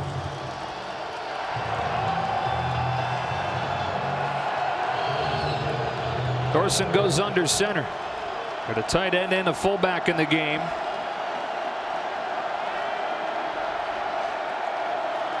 Here's Bowser, leaning to get the first down. It's the second Northwestern game we've done this year, and just calling the first one against Wisconsin, it felt like whenever Wisconsin started to get a little bit of momentum, they would just go on a long, methodical drive, kind of take the air away from the stadium, away from the fans. And you might say, well, that game was in Evanston, but there were a lot of Wisconsin fans. Like a home game for the Badgers. 2 minutes left in this 3rd quarter. From midfield, off play action, Thorson retreating off his back foot, floating incomplete. We had Nagel coming across the formation, still yet to hook up with his leading receiver on the season today. And Anthony Nelson was in his face, and that's that 6'7" frame we saw earlier in the game. His brother Matt Nelson getting a pass breakup. Big number 98. There they are. Yeah. Back to the ground, and Bowser put his foot in the ground, cut it against the grain, and got 3, 3rd and 7. I acknowledge they're not brothers, but we like to call them that a little bit. Well, you and I are brothers, but not, you know, like, yeah, I knew what you meant. Makes it easier. Tight group, 4 guys up front, all from the state of Iowa. Nelson, Brinks, Nelson, Hesse. Talked about the camaraderie of that group, how much those guys hang out together off the field, and how it's really spread to on the field, just their chemistry with one another. Thorson pulls it on 3rd and 7, makes a move and gets close to a first down. Not nearly the runner that he was before the knee injury, but good enough, still effective enough to convert on a play like that. And it's the ball handling. Puts it in Hanaoka's back hip and just is able to get just enough, but you can tell as the season's gone on, he's gotten stronger as a runner. He's been able to break some tackles. Very opportunistic runner. So fresh hit of downs from the 39. Steps up and heaves into the end zone. Jump ball and incomplete with Hooker and coverage on Lees. Clayton Thorson has to get this ball up sooner. Lees had a step on Hooker, but unfortunately, once he waited to get this ball up, Hooker got back to the hip, and then he could turn around and try to locate the football, which made it a much more difficult attempt at a catch for Lees. But Lees had a step on him probably around the 20-yard line. It just took forever to get that ball out there. Longest drive Northwestern has sustained today. This is the 11th play, and it's a speed out. Skoranek. O.J. Mudia was all over him. 3rd down coming up, inside a minute left in this 3rd quarter. Starting to see Northwestern implement those RPOs. That was actually the same exact play they scored on before with Bowser on the long touchdown. Instead, elected to take the quick out on the backside. You saw the difference in 3rd downs, first half to second half. 0 for 6 prior to the break, 6 for 7 here in the second half for Northwestern, which faces a 3rd and 6 at the Iowa 35. Hanaoka, first carry of the day, squirts his way for 4 and sets up 4th and 1. Well, with a kicking scenario for Northwestern and it being 4th and 1, knowing Pat Fitzgerald, he's going to be going for this. Yeah, pretty clear what's coming up to start the 4th quarter. It'll be 4th and 1. Turns and hands to Bowser, who's got a first down. Got just enough. The longest drive of the day for the Cats continues. And that's just their power play, and what that means is they're going to pull the backside guard, J.B. Butler. He's going to come around and lead the way for Bowser. It's a relatively easy pickup on 4th down, and as we talked about before, easy decision for Pat Fitzgerald. Jake Collins would be the field goal kicker given their issues with that position. Hasn't even attempted a kick in his career. The top 2 kickers out today. Wouldn't have been the spot to have him make his first attempt. Thorson throws this one to the sideline, incomplete. Another poor decision there. Amani Hooker, I think, dangerously close to going the other way. Never late to the outside. I can assure you his coaching staff has told him that. Growing up, Clayton Thorson worked with former NFL quarterback Kenton Graham. I'm sure he told him that. Those are always the most dangerous throws because the defense has more time to break on the football. Thorson below 50% now, less than 100 yards, 2 interceptions, nearly a third there. It's Bowser looking for a hole. He's got it. Bowser cuts, sticks the shoulder down, and has a first down to the 16. They're putting it on the shoulders of the true freshman. Well, it starts with the offensive line. Watch as he climbs to the second level. They end up pulling their backside, their center, Jared Thomas. Once he gets Bowser to the outside, it's his physicality, breaking tackles and lowering his shoulder. First down and 10. Back to Bowser. Into the teeth of the defense for 3 or 4. Isaiah Bowser, who prior to the Rutgers game a few weeks ago had 2 carries for 2 yards, but then the injury issues. Jeremy Larkin retired because of cervical stenosis, and so they basically went from saying, we're probably going to redshirt him, play him maybe 4 games, keep him under the cap, to really riding him at 134 yards. He has turned into a key element of this offense. Lease on the jet sweep, gets a block from Cam Green, tried to go around it, and Michael O.J. Mudia flew up from the secondary to stop him and make it 3rd down. And Clayton Thorson, wonderful 4-year career as a starting quarterback, now has the record for completions, passing Brett Bazinet. That's got to be the easiest one too, right? You catch the shotgun snap and just flip it forward. Right. Not much downside to get the record, but yeah, he's going to own every record at the end of the season, whenever it ends for Northwestern in the record books. He's going to own it all. 3rd down and 4. Thorson flushed out of the pocket, has an open man, but a flag down. It would be 1st down and goal with Skoranek at the 1, but this is going to be a hold as A.J. Epinesa had gotten free. Offense number 72, 10-yard penalty, 3rd down.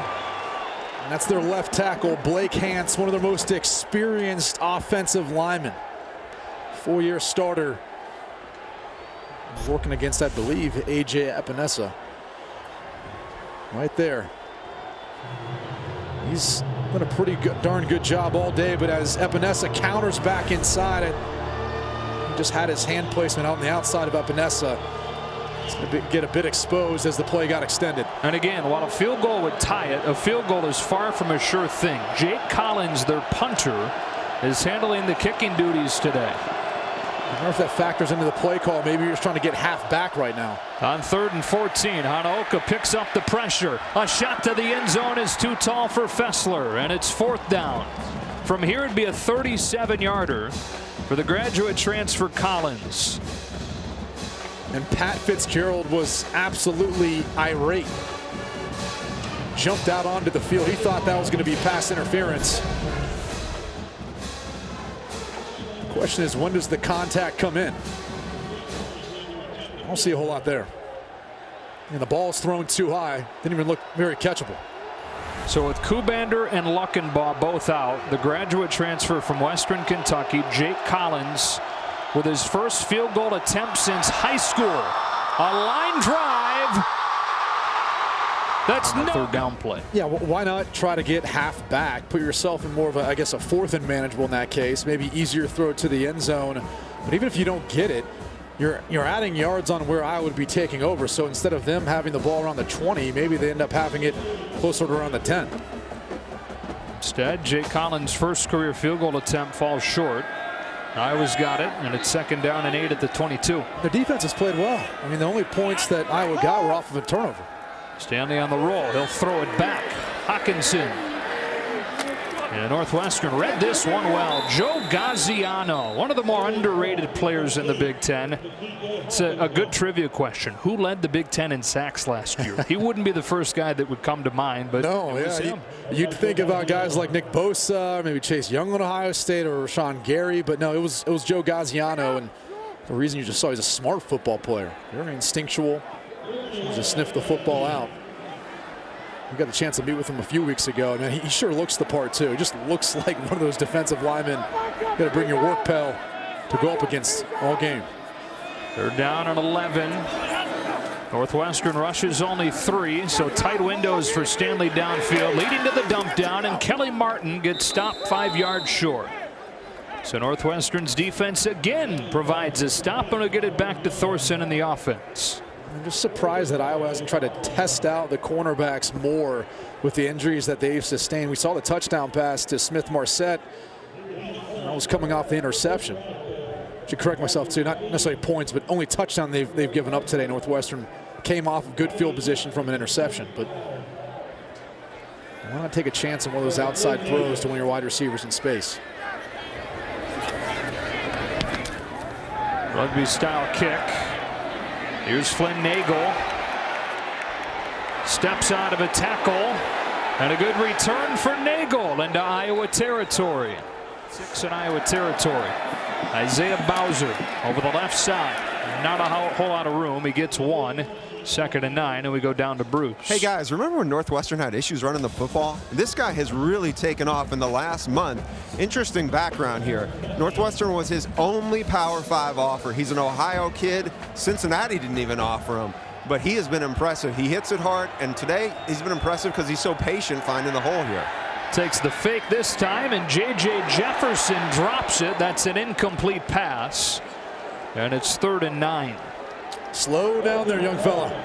True freshman. You got to catch the football first before you get going.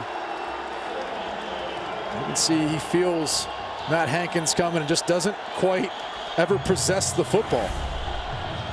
Puts Northwestern 3rd and long. And this is where, if you're Clayton Thorson, pressure's on you. Everyone knows in the stadium you're going to throw the football. You got to deliver an accurate pass or figure out a way of getting that first down.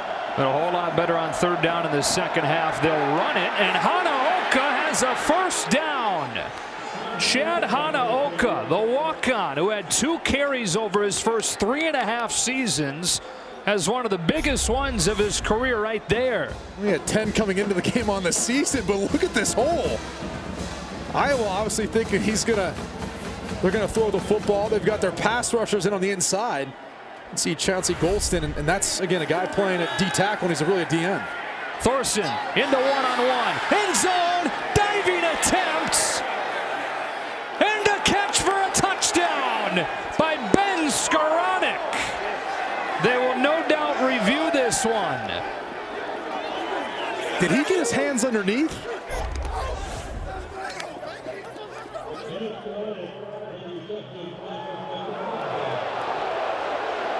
Well, that's going to be close, but it was called a touchdown on the field, and this is going to make it difficult to overturn. Rolling on the field was a completed catch for a touchdown. That plays under further review. I think the tip of the football right there. You know, from that angle, it looks like it's a catch, and he had control even when he went to the ground. That the ground didn't really assist. His helmet's blocking the view of this angle. I'm with you. Even when it hits the ground, it's not like he loses it.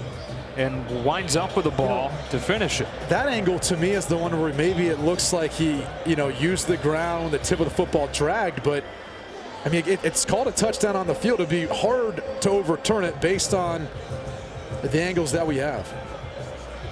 What an effort. Either way, what an effort.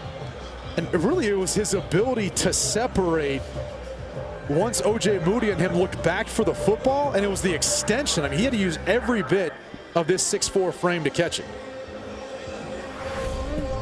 Junior from Fort Wayne, Indiana. A breakout season as a sophomore last year. Another good year this year. And now that's really twice in this game where they've needed a big play. They've taken a shot to Skoranek. Earlier in the game, they took a shot, didn't catch it, but got the pass interference, which then spurred the Isaiah Bowser run a couple plays later.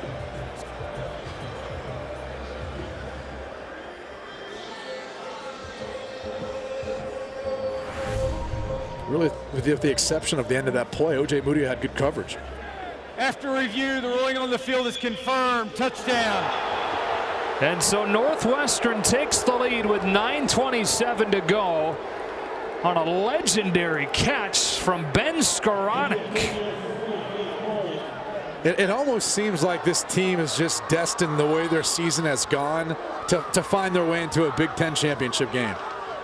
I mean, the ball has just bounced their way. The plays that they've made in the clutch, you just get that feeling. Yeah, I mean, you convert 3rd down and 9 with a draw to Chad Hanaoka.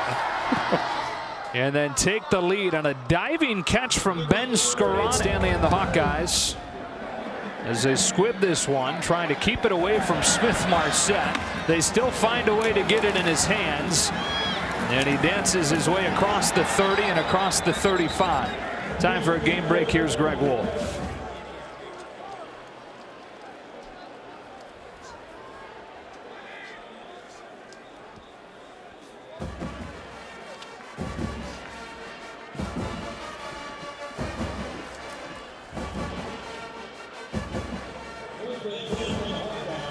Bedlam. Yeah. In Bedlam. Yeah. Oklahoma thought they had that defense kind of figured out. They bring in Ruffin McNeil, or they elevate him, I should say. And then they hold their next two opponents under 300 yards total offense. Then Texas Tech, almost 500. And then same thing now versus Oklahoma State. On the first play of the drive, Stanley will dump it down, and it gets knocked down. That's an incomplete pass. It was Jordan Thompson that hit it. Yeah, Mike Stoops is sitting there saying, see? Yeah. See, it wasn't me. Just me. So 2nd and 10. Stanley and the Hawkeyes, 9:15 to go. As we talked about with Clayton Thorson, pressure was on him. Now it's back on Nate Stanley. And this game's going to come down to one of these two quarterbacks making a play to elevate their team to a win down the stretch. And that's exactly what the NFL evaluators are looking for. On 2nd down, Stanley to the wide side, a high throw, incomplete. Smith-Marset tried to get it with one hand. Alonzo Mayo made sure that he couldn't. Quickly 3rd down. Well played by Alonzo Mayo. The ball coming out of Stanley's hand, just not quite as true as before. And we talked about the beginning with that thumb, and he told us it doesn't quite feel 100%. Maybe affects some of those throws that really have to drive them. That would have fallen into that category. Hit it on the helmet of an offensive lineman at Penn State. And on a day with the temperatures in the mid-20s, adding a whole other layer to the difficulty. Here comes pressure from Northwestern. It's picked up, giving him time. A floater broken up and incomplete. Smith-Marset, the intended receiver, and the freshman corner Cam Ruiz came over to break it up and make it 4th down. And it all starts with the pressure. This is a tough look to go up against. They call it the 3-1-3 because you got 3 on the outside, and each one you don't know who's coming. Eventually Stanley throws this ball up for grabs, and Ruiz does a good job in breaking on the football. 2nd consecutive 3-and-out forced by Northwestern's defense.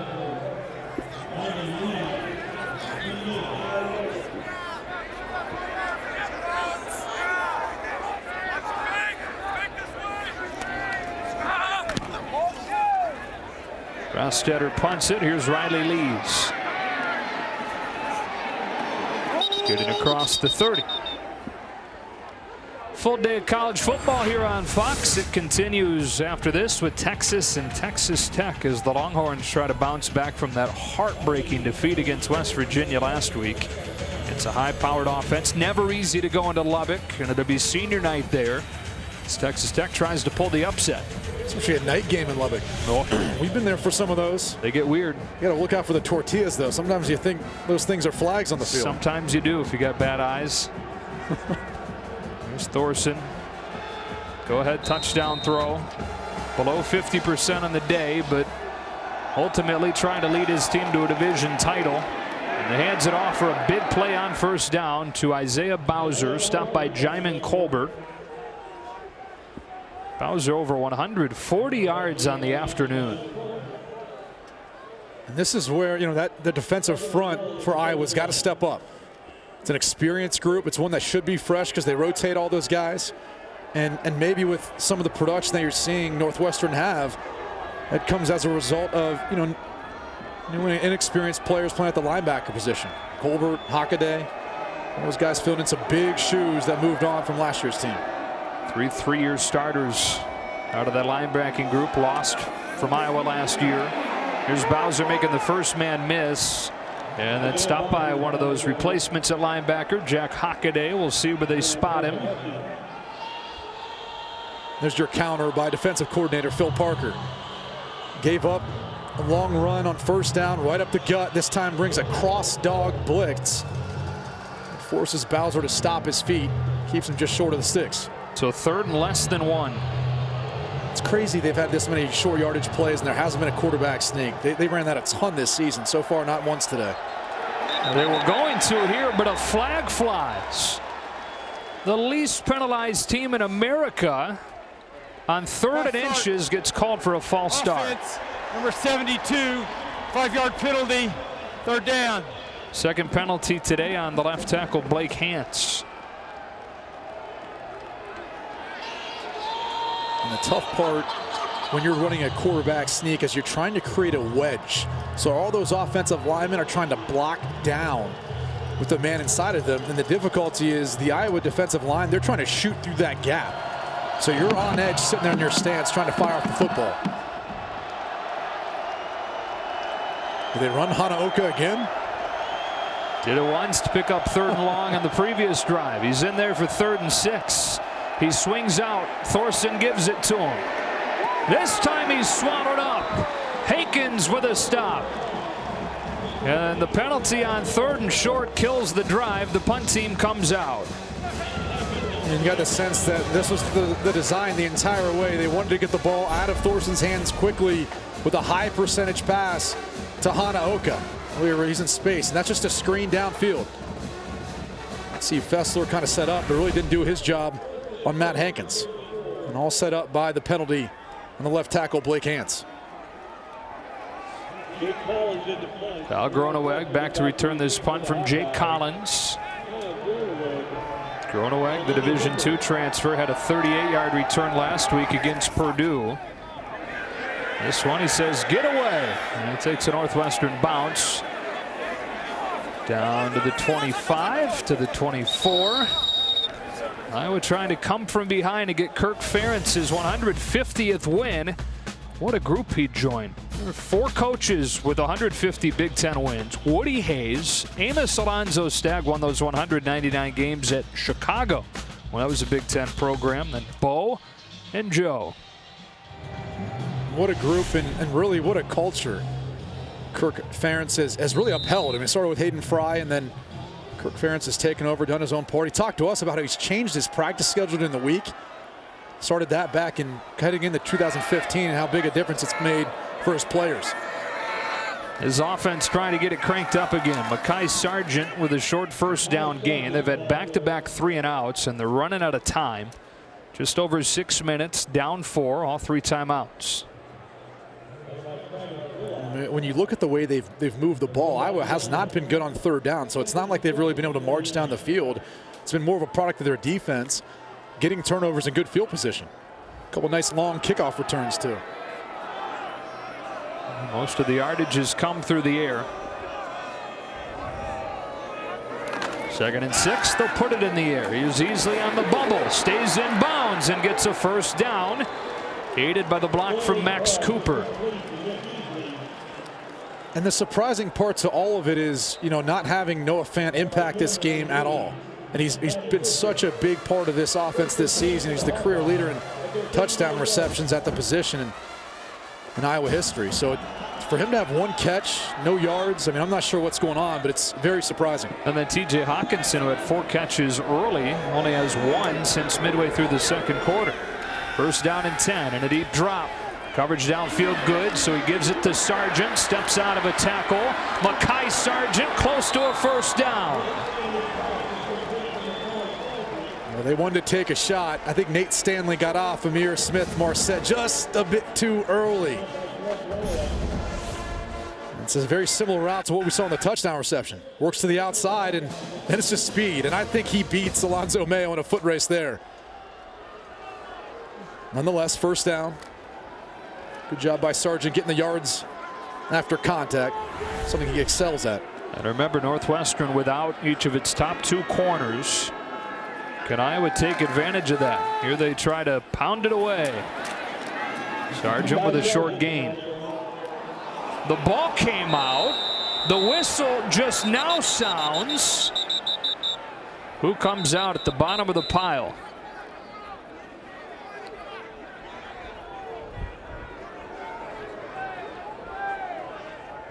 Northwestern football as Travis Willock comes out of the pile with it for the Cats. Let's take another look. Clearly the ball's out before Sargent hits the field, and it's Willock. Johnny on the spot. Covered by the defense. First down, Northwestern. I talked about it earlier. This has been the season for Northwestern. It just seems like when it comes down to Big Ten play, the ball bounces their way. Things happen. This team is opportunistic. Their defense has been the backbone of this team and continually puts them in chances to win ball games. And for Iowa, it's been the exact opposite in close games. Sam Miller and Patty Fisher helping cause that fumble. Iowa in danger of falling to 1-6 over the last 2 seasons in games decided by a touchdown. Northwestern would move to 7-2 in that category if the score were to hold. Still 4:26 to go. Think of a team not winning any of their non-conference games and still having a chance to play for the conference championship. But that's what Northwestern is potentially about to do if they win this game. Because they've taken care of business against their division. This would be a 10th consecutive win against the West. Isaiah Bowser back to the line of scrimmage, stopped by A.J. Epinesa. It'd be 10 straight against the West. It'd be their 13th win out of their last 14 conference games overall, which is, it's stunning. You think of Northwestern as a really good program. Yeah. You don't think of them as a dominant program in the conference like they've been the last couple years. When they get to 6-1, which they haven't been 6-1 in the Big Ten since what, Pat Fitzgerald was playing? Yeah. It's pretty incredible when you think about what he's built, and he's built a program that's there to compete in the Big Ten. That's how this team is built with their style of play. Gonna go Wildcat here. Riley Lees to take the snap. Second time today they've done this. And nowhere to go. He gets pummeled by Epinesa, and it's 3rd and long. The reason why you go to Wildcat is you basically force the defense to have to put a couple additional defenders to stop the run, as we see Iowa call a timeout. First one used by Iowa. Back in 30 seconds.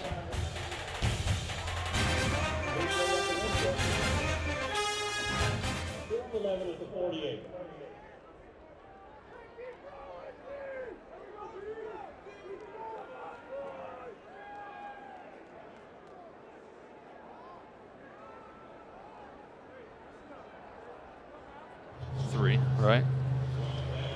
Yeah, because you'd be worried about a tiebreaker with Iowa.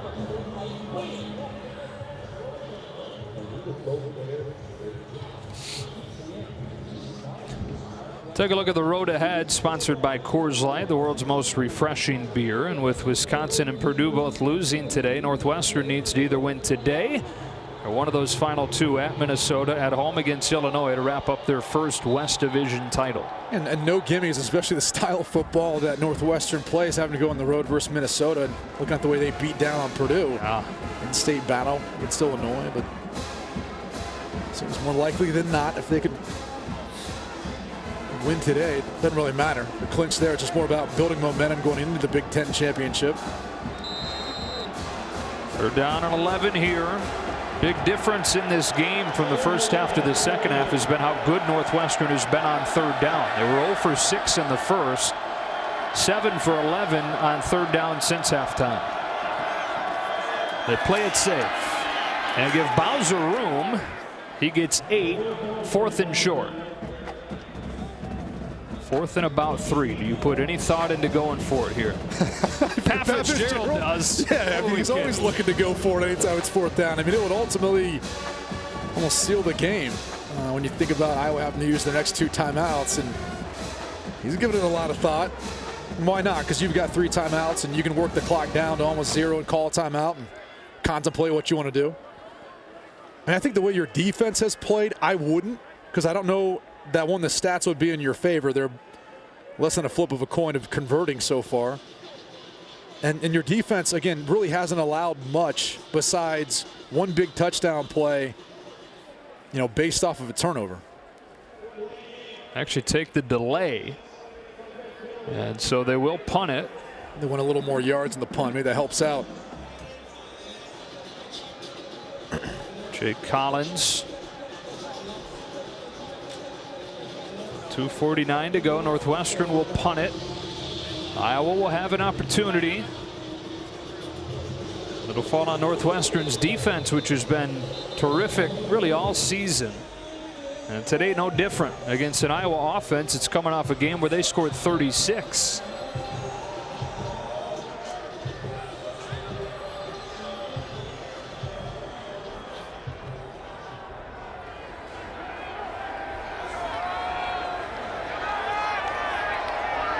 So Iowa will set up a return.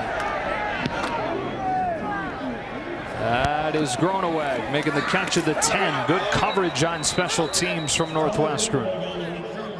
And now a quick message from Dr. Pepper. Jam cakes. Dr. Pepper, the official drink of Fansville. So here comes Nate Stanley. 2:41 left to go. The junior from Menominee, Wisconsin.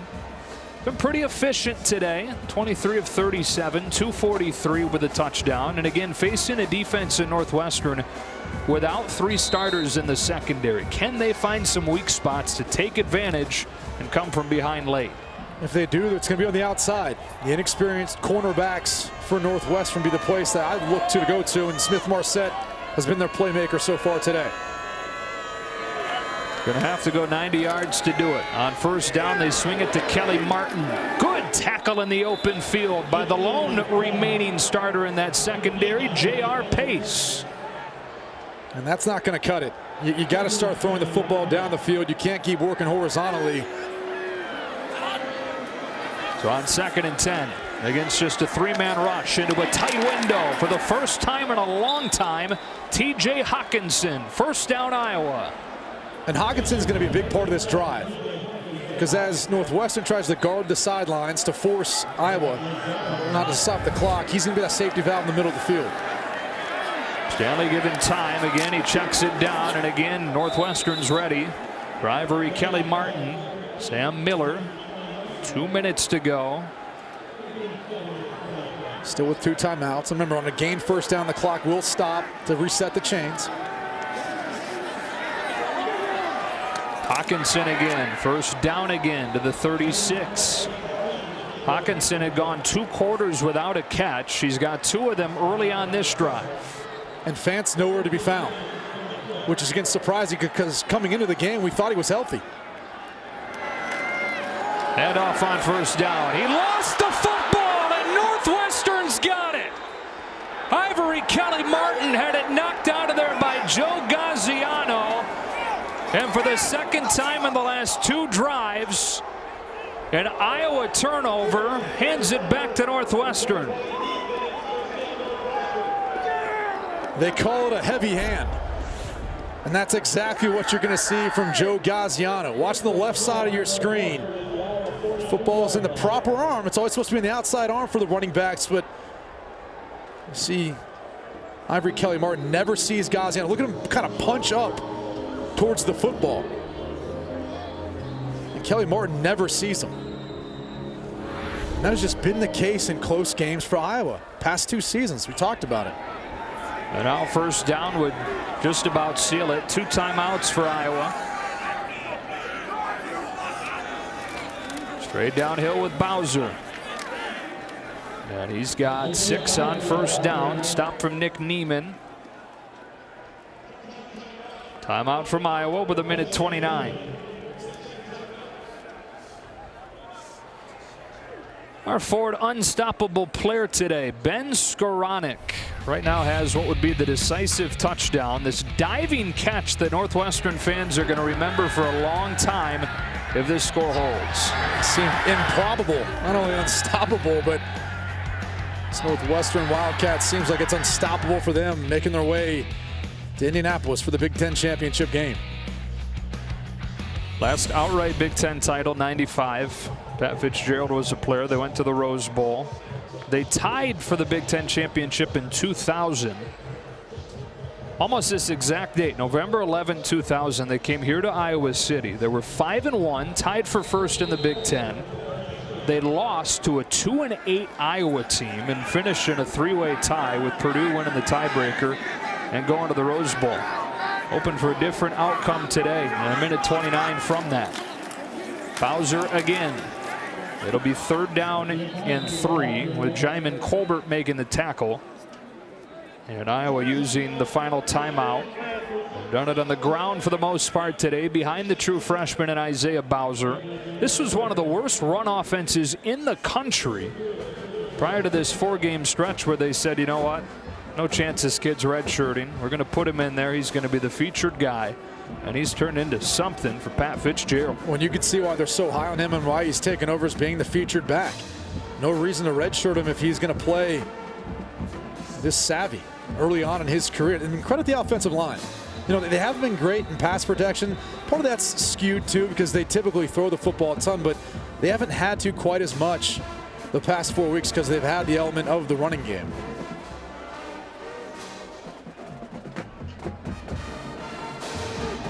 They're down and 2 coming up here. The Hawkeyes now out of timeouts. First down would finish the job. Came into the day knowing that if they won 2 of their final 3 games, they would win the West, but then they got a little bit of help. Wisconsin and Purdue both losing already. 3rd down and 2. Here comes Bowser. He's stacked up, and he's short. So it's 4th and a short 2.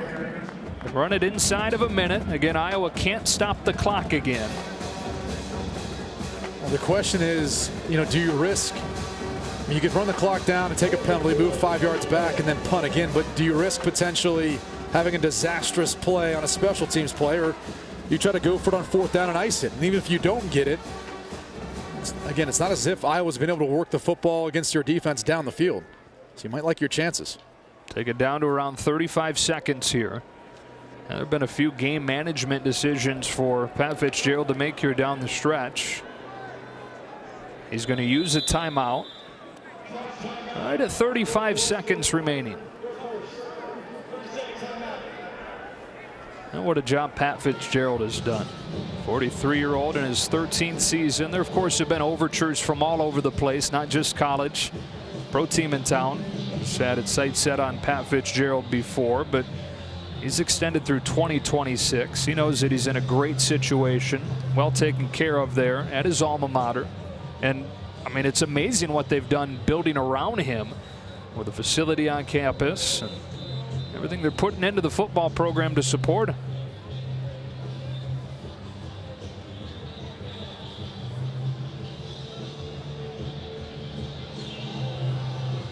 For whatever reason, every time you see a team that gets into this position, granted a little more time on the clock than what we saw in past years with that Michigan State punt block. Yeah. There's always flashes of that going back of my mind. And that's why I say, you know, There's nothing wrong with going for it on 4th down in this situation if you feel like that's your best chance to win the game.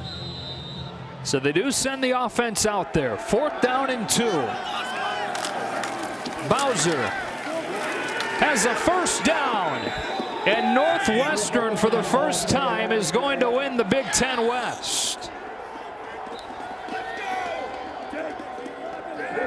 Time and time again, just the way this team has played, in particular in conference play. They get up for these games.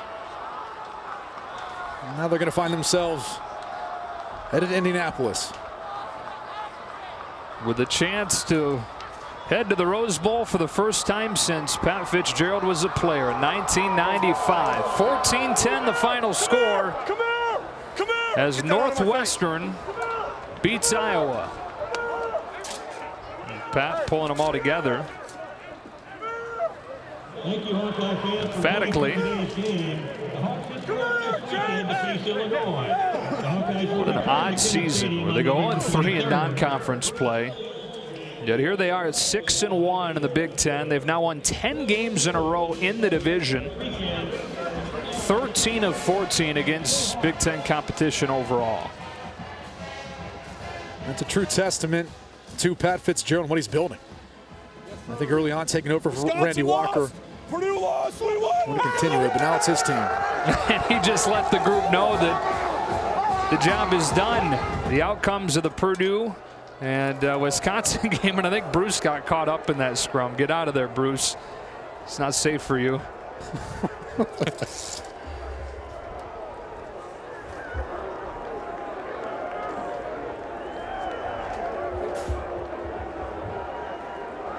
What a scene, what a season. Really surprising a lot of people coming in this game. A lot of prognosticators in favor of Northwestern to win this one. Northwestern started this season 1-3. They're now 6-4 and 6-1 in the conference. Clinching the division still with a couple weeks to go. Down to Bruce Feldman. All right, Coach, Wisconsin lost, Purdue lost. You came in here and won. You're the West Division champs. How's that feel? Well, I'm so proud of these guys. We face a ton of adversity here, an unbelievable environment, and just so proud of our guys. And now we got 2 big steps left to go. But, you know, one goal is accomplished, but this isn't the end. We just got to keep pounding the rock. You guys had down 3 DBs. You're down to your 3rd string kicker. You still found a way to win in this environment. I know you have a lot of respect for this program and this place. Yep. What is it about this team that's been able to keep battling and find its way? Well, it's the heart of a Wildcat. Just a ton of grit, ton of character. Great respect for Kirk and his program. But this is the best group of young men that there is in the country. I'm proud of them. We've overcome a ton this year, and miles to go now before we rest. Big one on the road again next week. All right, thanks, Coach. Congrats. Thanks. We're going to bring in Joe. How's it going? Hey, Joe, congrats. All right, so first time you guys are won. You're going to play in the Big Ten title game. How does that sound? Yeah, it feels great. You know, we got what we need to get done on the field today, and the rest took care of itself. But we were worried about this game. It was a great opponent, and we're just happy to come out with the W today. You guys really neutralized the run game for them, but then you get the big fumble recovery. I know Fitz had said at halftime a turnover could make the difference. Describe that play. Absolutely. You know, I was just protecting my edge, and then I saw the running back cut inside, so I shed off as fast as I could, stuck my arm out and got a hand on the ball. I was able to punch it out hard enough. Thankful for the guys out back who were able to recover it, and, you know, we're going to Indy. What's the secret of this team? You guys had questions at the run game, and all of a sudden Isaiah Bowser becomes the best player on the field. Is that just the next man up here? Yeah, absolutely. You know, Coach Fitz preaches that if you're not, you know, getting your opportunity, you have to be able to prepare like you're the starter, so that if you do get that opportunity, you're going to go out and excel. All right, congrats, Joe. Thank you very much. Joe, back to you. All right, Bruce, congratulations to Joe Gaziano and the Wildcats, Big Ten West Division champs. Now they'll sit.